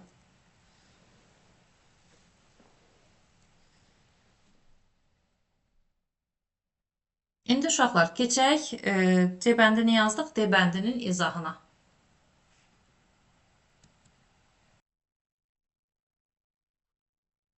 Bəndində x kvadratı çıxaq 22x çıxaq 23 bərabərdir 0. Bir daha təkrar edirəm uşaqlar. Bax bu D1-i və K-ları nə vaxt tətbiq edirik? X-in əmsalı cüt ədəd olanda yarı bölürük və onu K adlandırırıq. Sonra bu üsulda yerinə qoyuruq. Bunu ancaq X-in əmsalı cüt olanda tətbiq edirik. Başqa hallarda tətbiq edə bilməzsiniz. Əgər bu üsulda tutaq ki, yadınızdan çıxıbsa, onsuz da hamısı diskriminantdan və köklər düsturundan alınırdı. Birbaşa A-nın yerinə 1, B-nin yerinə mənfi 2, C-nin yerinə mənfi 23 yazıb diskriminantla və köklər üsulunu tənlik həll edə bilərsiniz. A olduğu 1. K B-nin yarısıdır. Yəni X-in əmsalının yarısıdır. Mənfi 22 bölü 2 olacaq mənfi 11. C də olacaq mənfi 23. A ilə C olduğu kimi qalır. K-nı tapmaq üçün X-in əmsalını yarı bölürük. Yəni B-ni yarı bölürük.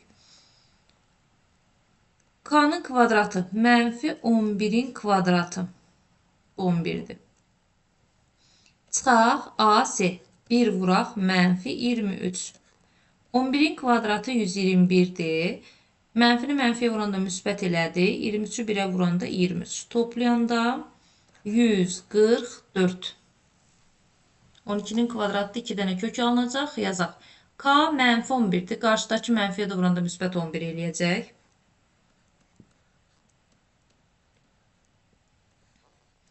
Eləcə A 1.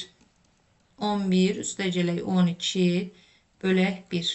Cavab eləyəcək 23. İkinci kökümüz 11 çıxaq kök altda 144 bölək 1. 144 bölək 1. İndi uşaqlar 11 çıxaq 12 bölək 1 alındı. Cavab bizə verəcək -1. Bunu da 1-ə böləndə heç nə dəyişmir. Ona görə birbaşa elə -1 yazırıq. Köklərimizi tapdıq D bəndində. İndi isə keçək E bəndinə.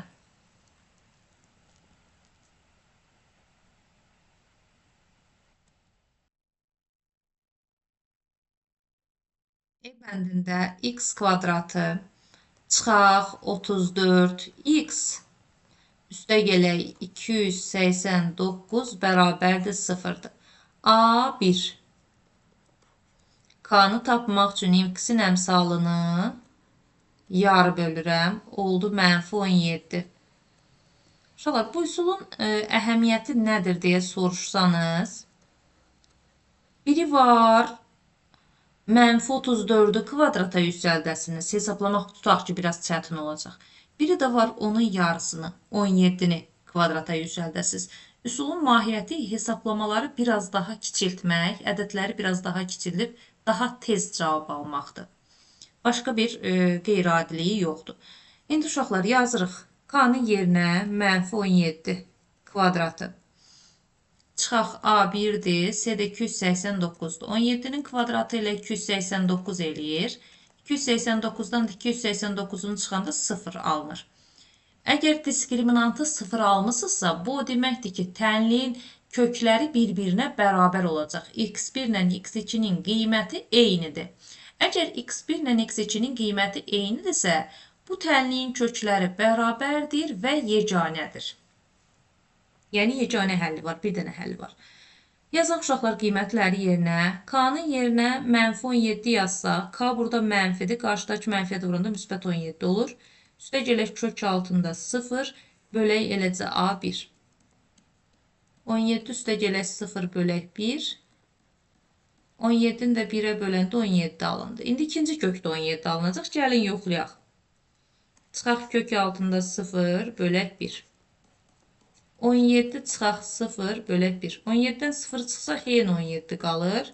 1'ə də böləndə 17 alınır. Gördünüz, x1 və x2 kökləri həqiqətən bir-birinə bərabərdir.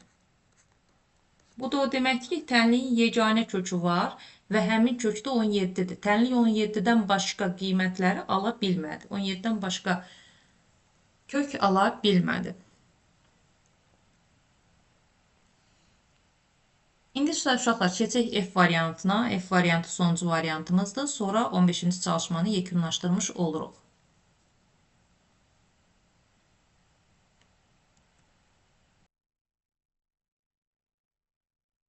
F bəndində 3x kvadratı üstə gələk 32x üstə gələk 80 bərabərdir 0. A 3'dür. Aynen C dəyişmir. Sadəcə B-ni yarı bölüb K-nı tapırıq. K bərabərdir. 32 bölək 2, 16. C də bərabərdir 80. Yerinə yazıram. 16'nın kvadratı çıxaq 3 vuraq 80. 16'nın kvadratı 256'dır. 3 dəfə də 8, 24, 240 eləyəcək. Çıxanda 16 qalır. 2 dənə müxtəlif kökü var. Tapaq. K-nın yerinə 16'dır. Buradakı mənfiyə də vursaq -16 yazmalıyıq K-nın yerinə. Üstə gələk kök altında D1'in qiyməti də 16'dır. Bölək A3'dür. -16 üstə gələk kök altında 16'dan 4 çıxır. Bölək 3. -16'nın üstünə 4 gələndə -12, 3'ə də böləndə -4 alındı. İkinci kökünü tapıram. -16 çıxaq kök altında 16 bölək 3. -16 çıxaq 4 bölək 3. Hər ikisi də mənfi olduğuna görə toplanıb mənfi yazılır. 20'nin içində 3 neçə dəfə yerləşər? 6 dəfə 18 eləyər, 2 də qalıq qalar.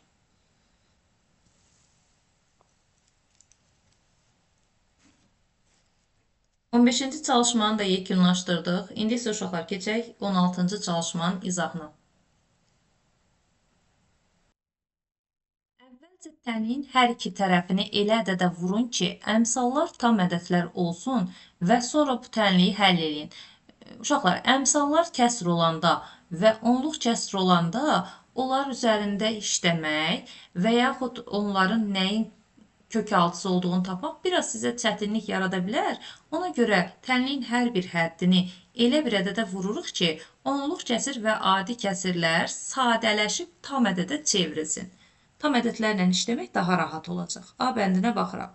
X kvadratı çıxaq 2 tam 10-da 5x üstə gələk 1 bərabərdir 0. Burada 2 tam 10-da 5 var. Fikirləşirəm ki, nəyə vursam 2 tam 10-da 5 tam ədəd olacaq. 2-yə vursam. Nəyə vururam? 2-yə vururam. Hər bir həddi vururuq o 2-yə. Mən sadəcə bu kənarda yazdım. Yəni, hər bir həddini 2-yə vur deməkdir. Yaxşı, vur sözündə yazım. Bütün hədlərinin nə ki hədi var, hamısını vururam. Olur 2x kvadratı. 2 tam 10-da 5-i 2-yə vuranda 5x olacaq. 1-i 2-yə vuranda 2 olur. 0-ı 2-yə vuranda 0 olur. İndi sonra tənliyi həll edin. Uşaqlar, tənliyi də burada demir diskriminantdan həll elə. Hansı üsulla istəsəz həll eləyə bilərsiniz. Bunu tutaq ki, vuruqları ayırma ilə həll eləmək istəyirəm mən. Hasili olsun 2 ilə 2-nin hasilinə bərabər. 2 dəfə 2, 4 olacaq. Cəmi isə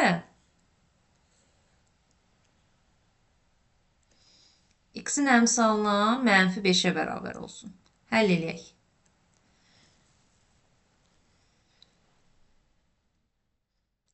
Vuranda 4, toplayanda mənfi 5 eləyən ədədlər mənfi 4 və mənfi 1 olar. Gətirib yerinə yazıram. 2x kvadratı çıxaq 4x çıxaq 1x üstə gələk 2 bərabərdir 0. Uşaqlar, burada ancaq diskriminantla da həll eləyə bilərsiniz. Yəni, hansı üsulla istəsəz gedə bilərsiniz. 2x-ə bölünsə, x çıxaq 2 qaldı. Mənfi 1-ə bölünsə, x çıxaq 2 qaldı, bərabərdir 0.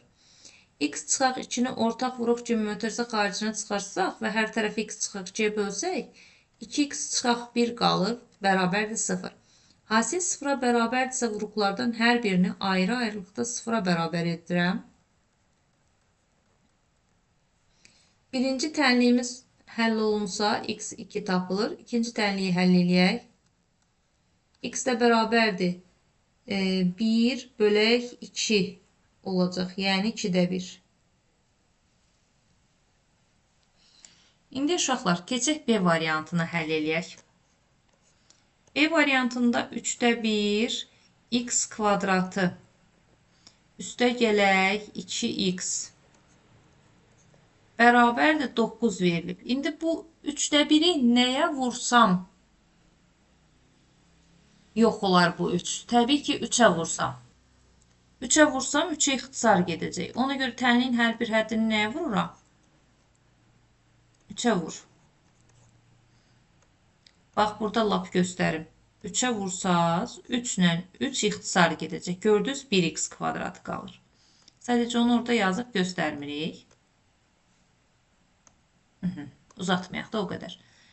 Hər tərəfi 3-ə vursam, bura çevrildi, oldu eləcə 1x kvadrat. O biri də yazmağın mənası yoxdur. 3-ə vursam olacaq 6x. 9-u 3-ə vursam olur 27. Keçirdirəm bu tərəfə mənfi 27 olsun. Bərabərdir 0. 9-u da vurandan sonra keçirdirəm bu tərəfə. İndi uşaqlar, burada diskriminantla gedə bilərik. Gəlin diskriminantla gedək. A 1-dir, B 6-dır, C isə mənfi 27-dir. Öncə diskriminant tapıram. 6-nın kvadratı çıxaq 4 vuraq A1-dir. C isə mənfi 27-dir. Hesablayıram. 6-nın kvadratı 36 üstə gələk. 4-ü 20-yə vuranda 80, 7-yə də vuranda 28, 108. Toplasam 144. 144 da 12-nin kvadratıdır. Kökləri tapıram. X1 bərabərdir. Mənfi B, yəni mənfi 6. Üstə gələk, kök altında D. 144 bölək 2A. 2 vuraq 1. Mənfi 6 üstə gələk 12 bölək 2. 6 eləyəcək. 6-nı da 2-yə böləndə 3 eləyəcək. İkinci kökü tapaq. -6 çıxaq kök altda 144. Bölək 2 vuraq 1. -6 çıxaq 12 bölək 2. Surət -18 eləyir. 2-yə də böləndə -9 qalır.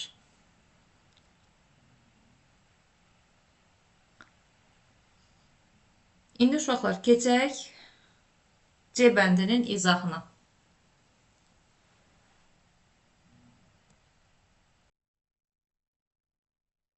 C bəndində 0,4x kvadratı üstə gələk x çıxaq 0,3 bərabərdir 0.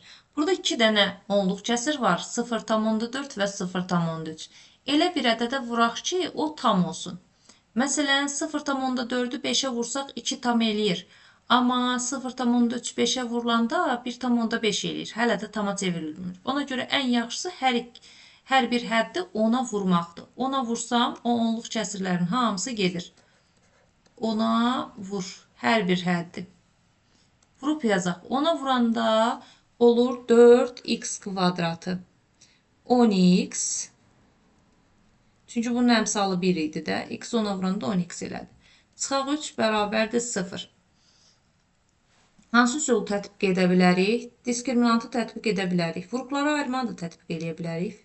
Fərqi yoxdur. Hərəsini bir dəfə tətbiq eləyək. B 10-dur. C də -3-dür. Bax uşaqlar, B cütədədə olduğuna görə o bayaqki K düsturlarını da tətbiq edə bilərdik burada. D bərabərdir B kvadratı, yəni onun kvadratı. Çıxaq 4 vuraq A4, C -3.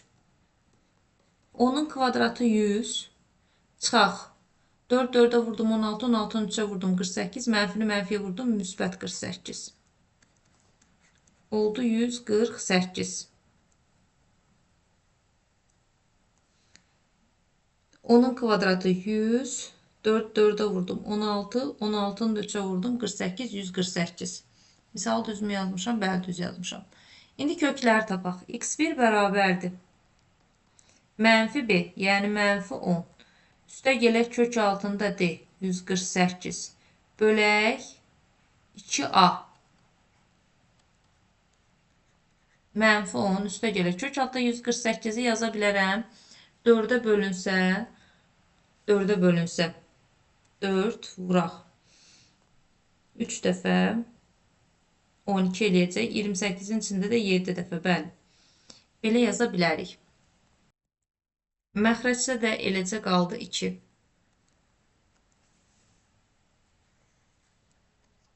Bərabərdir. Hesablasaq. -10 üstə gələk 4-dən 2 çıxır. 37 kökün altında qalır. Çünki sadə bir ədəddir. Bölək 2. İndi hər bir hədd məxrəcdəki 2-yə bölünsə, -5 üstə gələk kök altında 37 qaldı. Hər bir hədd məxrəcdəki 2-yə ayrı-ayrı bölündü. İkinci kökü tapaq. -10 üstə çıxaq kök altında 148 bölək. Ay uşaqlar, burada 2 vuraq 4 imiş. Mən niyə onu eləcə 2 hesablamışam? Orada üzr hesab eləyin. Diqqətsizlik eləmişəm.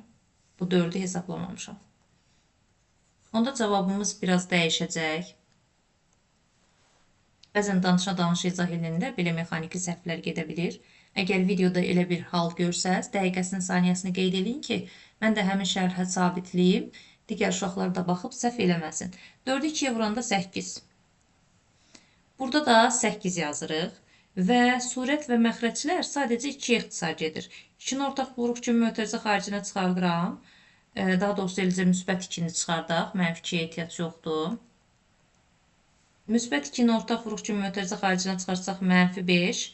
Üstə gələk kök altda 37 qaldı. Məxrəcdəki 8 ilə bu 2 ixtisar gedəcək. 2-yə bölsək surətdə eləcə -5. Üstə gələk kök altda 37-nin özü qalır.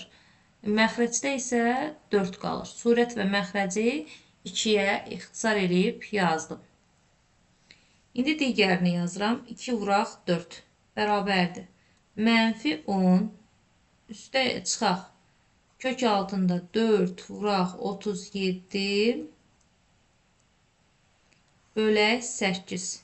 Yine eyni qayda ilə yazıram. Mənfi 10 çıxaq 2 kök altında 37 bölək 8.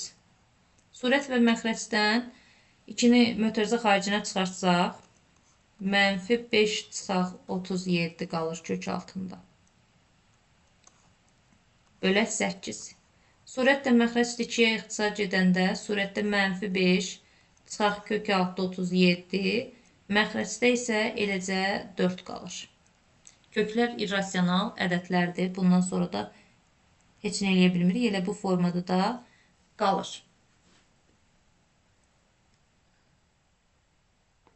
İndi uşaqlar, keçək D variantının izahına.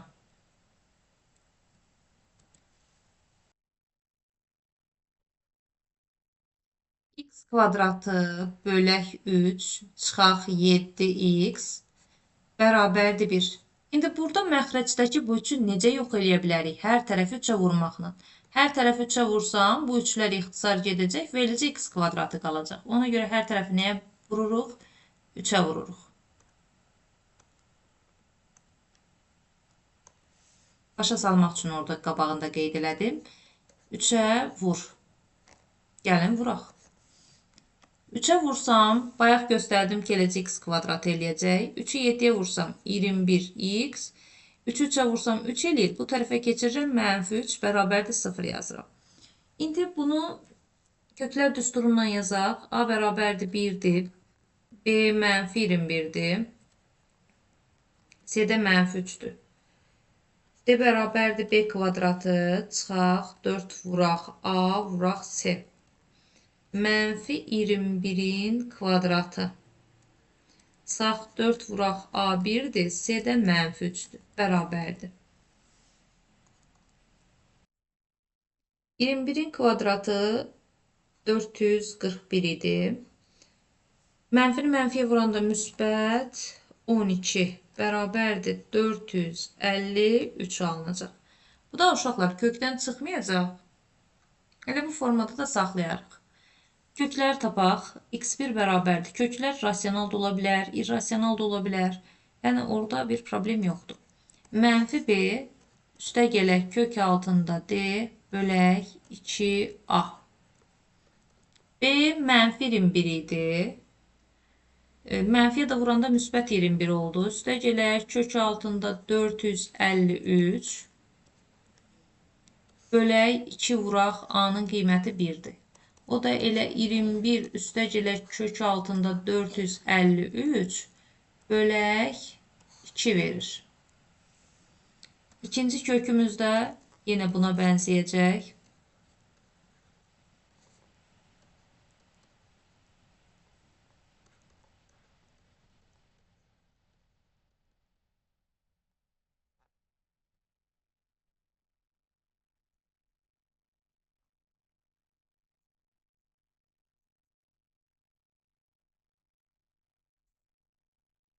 Elə bu formada da qalır uşaqlar. Çünki 453 kökdən çıxa bilmir.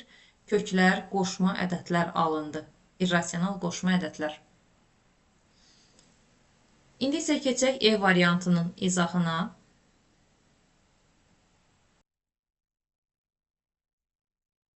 E bəndində 0,7 x kvadratı bərabərdir 1,3 x üstə gələk 3. Tənliyin hər bir tərəfini, hər bir həddini ona vuraram ki, onluq kəsirdən azad olub.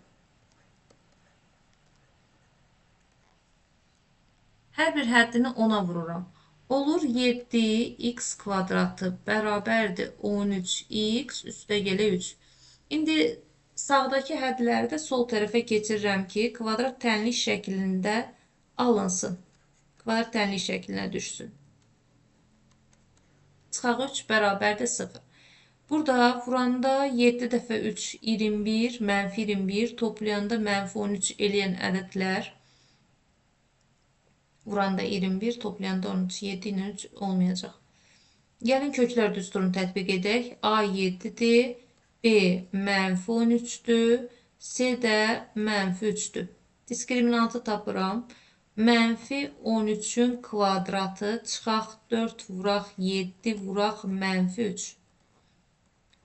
169 üstə gələk. Mənfini mənfiyə vuranda müsbət edir. 7'ni 3'ə vurduq 21, 21'i də 4'ə vurduq 84.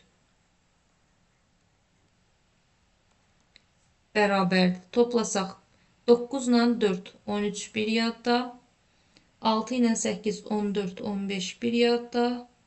253 elədi. 253 heç nəyin kvadratı deyil.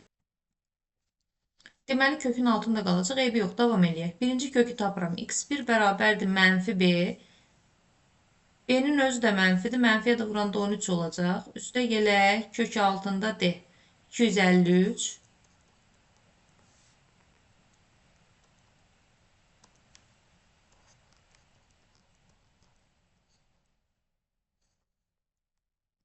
Bölək 2a. 2 vuraq 7. Bu da hesablana bilmir. Elə bu formada da qalır.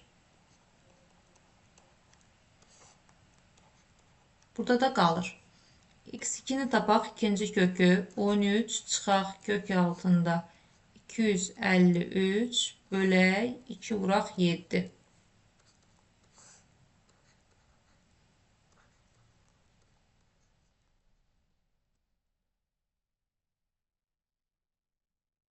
Köklərimiz yenə irrasional ədədlər alındı. Bu şəkildə də saxlayırıq. İndi isə keçək F variantının izahına.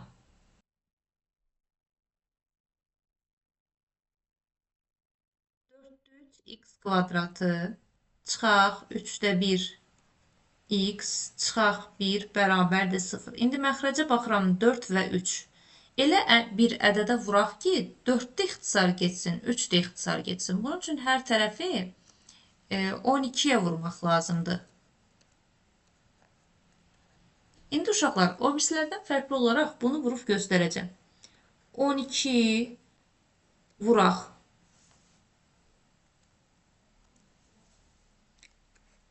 Dörddə 3 x kvadratı. Sonra yenə 12'yə vuracağım. Biraz aralı yazım. 3'də 1 x. Sonra yenə 12'yə vuracağım. Sonra yenə 12'yə vuracağım. İndi qırmızı ilə 12'ləri yazıram ki, gözünüzə çarpsın. 12'yə vururam. 12'yə vururam. Hər bir həddini. Gördüyünüz kimi tənlikdə nə qədər hədd varsa, hər bir həddini 12'yə vururam. İndi uşaqlar, 12 ilə 4 burada ixtisar gedir. İxtisarı da fərqli bir rənglə göstərim ki, sizi çaşdırmasın. 4'ə bölünəndə burada qalır 1, o 1'in mənası yoxdur. Burada qalacaq 3. Buradakı 3 surətdəki 3'ə vurulacaq. 12 3'ə bölünəndə burada 1 qalır, burada 4 qalır. Bu 4 surətdəki 1'ə vurulacaq. Burada da artıq ixtisar yoxdur. Hesablayıb davam eləyək uşaqlar. 3'ü 3'ə vuracağım. Bax, bu 3'ü 3'ə vurdum. 9x kvadratı oldu. Çıxaq 4'ü 1'ə vurdum. 4x oldu. Çıxaq 12'ni 1'ə vurduq. 12 bərabər də 12'ni 0'a vuranda 0. Vuranda 4 dəfə 9 36 toplayanda mənfi 4 eləyən ədədlər. Köklərlə vuruqlara ayrı görək tapa bilirikmi? Hasili 12'ni 9'a vuranda 90, 12 mənfi 108. Hasili mənfi 108. Cəmi də x-in əmsalı mənfi 4'ə bərabər olan ədədlər fikirləşək. Qruplara ayırma ilə bunu tapmaq biraz çətin olacaq. Ona görə gəlin elə diskriminantdan tətbiq edək. Gördünüz ki, qruplara ayırma alınmır. Diskriminanta keçin, cavab alınacaq. A 9'dur. B mənfi 4'dür. Bunun əvəzinə B'nin yarısını K ilə ifadə edib yazmaq olar. C də mənfi 12'dir. Diskriminant bərabərdir. B'nin kvadratı mənfi 4'ün kvadratı. Çıxaq 4 vuraq A vuraq C. Bərabərdir 16. Mənfini mənfiyə vuranda müsbət eləyəcək. 4'ü 9'a vurduq 36. 36'nı da 12'ye vuranda 144. 144'ü də 3'ə vurub cavabı ala bilərik. 4 dəfə 3 12 bir yadda. 4 dəfə 3 12. Bir də yadda 13 bir yadda. 3 dəfə 1 3. Bir də yadda 4. Bunları da toplasaq alınır deməli 448. Kökləri tapaq. X1 bərabərdir mənfi B. Yəni 4. Burada mənfi idi. Mənfiyə də vuranda müsbət oldu. Üstə gələk kök altında 448 bölək 2A. 2 vuraq 9. İndi yazıram 4 üstə gələk. 448-i necə yaza bilərəm uşaqlar? Yaza bilərəm 4 vuraq 112 şəklində. Və yaxud 64 vuraq 7 kimi də yaza bilərəm. Ən yaxşı variant budur. Birbaşa çıxsın da kök. Bölək 2 dəfə 9 da 18 elədi. 4 üstə gələk 64-dən 8 çıxır. 7 kökün altında qalır. Bölək 18. Surət və məxrəc. Surətdən 2-ni ortaq vuruq kimi mötərizə xaricinə çıxarsam, məxrəcdəki 18 ilə ixtisar gedəcək. Surətdən 2-ni ortaq məxrəc kimi mötərizə xaricinə çıxartdım. Məxrəcdə isə 18 qaldı. Bu ikilər ixtisar gedəndə uşaqlar, burada 1 qalır. Burada isə 9 qalır. Surətdə olur 2 üstə gələk 4 kök altında 7. Məxrəcdə də olur eləcə nə? 9. Ona görə vuruqları ayırma ilə ala bilmirdik ki, gördüyünüz kimi irrasional bir ədəddir. X2 bərabərdir 4 çıxaq kök altında 448 bölək 2 vuraq 9. 4 çıxaq kök altında 64 vuraq 7 bölək 2 vuraq 9'u da 18 yazaq. Yaxşı ki vuraq 9 yazdım qalsın. 4 çıxaq 8 kök altında 7. 8 kök altında 7 bölək 18. Surətlə və məxrəcdən surətdən 2-ni mötərizə xaricinə çıxartsaq, olacaq 2 çıxaq 4 kök altında 7 bölək 18. Yenə 2-yə ixtisar getsə surətlə məxrəc, surətdə qalır 2 çıxaq kök altında. 2 çıxaq 4 kök altında.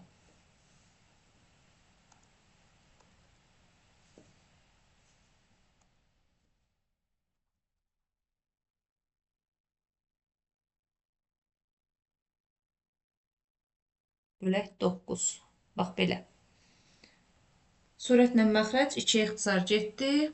2 çıxaq 4 kök altında 7 bölək 9. 16-cı çalışmanı da yekunlaşdırdıq. İndi isə keçək 17-ci çalışmanın izahına. Sual belədir. A-nın hansı qiymətlərində A kvadrat üstə gələk 7A üstə gələk 6 3 ədlisi və A plus 1 2 ədlisi bərabər qiymətlər alır. Bərabər qiymətlər alırsa, bunları bərabərləşdirirəm.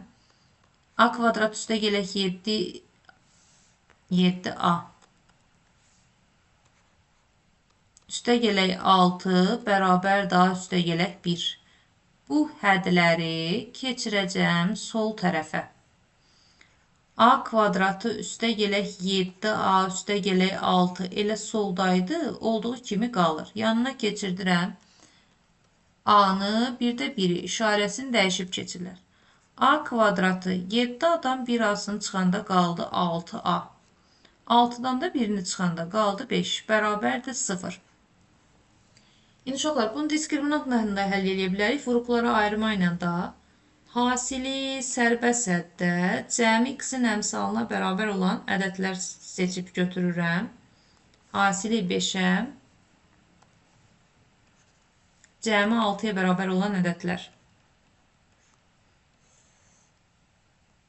1 və 5. Bu m-dir, bu da n-dir. Qruplara ayırırıq. A üstə gələk m. Siz diskriminantla da istəsəz yaza bilərsiniz. A üstəgələk 1 vuraq. A üstəgələk 5 bərabərdir 0. Hasil 0-a bərabərdirsə vuruqlardan hər birini ayrı-ayrılıqda 0-a bərabər edirəm. Birinci kökümüz olur -1. Çünki 1'i 0'ın yanına keçəndə işarə dəyişəcək. İkinci kökümüz də olacaq -5. A'nın -1 və -5 qiymətlərində verilən şərt ödənir.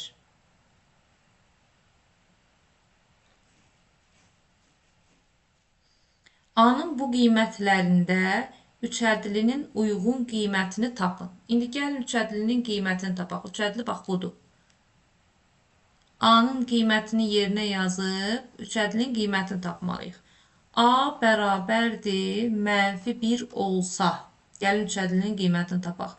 A kvadratı üstəgələk 7A plus 6 bərabərdir. -1'in kvadratı. A'nın yerinə -1 qoyuram. Üstəgələk 7 vuraq -1 üstəgələk 6 bərabərdir. -1'in kvadratı 1. 7'ni -1'e vuranda -7 üstəgələk 6. Bu da bizə verəcək 0. 6 üstündən 1 gəldim. 7, 7'ni də çıxdım 0. İndi keçək A'nın yerinə 5 qoyaq. A bərabərdir -5 olsa.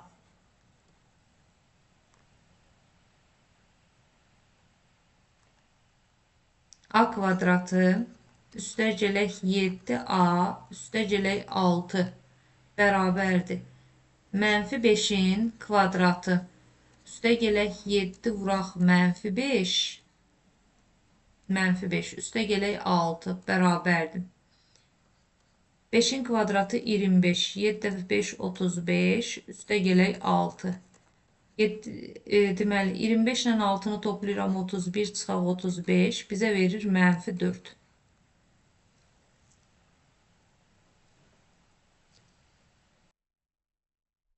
Bu isə 17-ci çalışmanın həlli idi. Həm tənliyin köklərini tapdıq, həm də gətirib yerinə qoyub üçədlinin qiymətlərini tapdıq. İndi isə uşaqlar keçirəm 18-ci çalışmanın izahına. Səhifə 61'i izah edib yekunlaşdırdıq uşaqlar. Səhifə 62'də çalışmaların sayı çoxdur. Videonun müddəti həddən artıq uzanmasın deyə elə burada dayandırım. Səhifə 62'ni digər videomda çəkib sizlərlə tezliklə paylaşacağım. İzlədiyiniz üçün hər birinizə təşəkkür edirəm. Növbəti video dərslərimdə görüşmək ümidi ilə hər birinizə dərslərinizdə uğurlar arzu edirəm.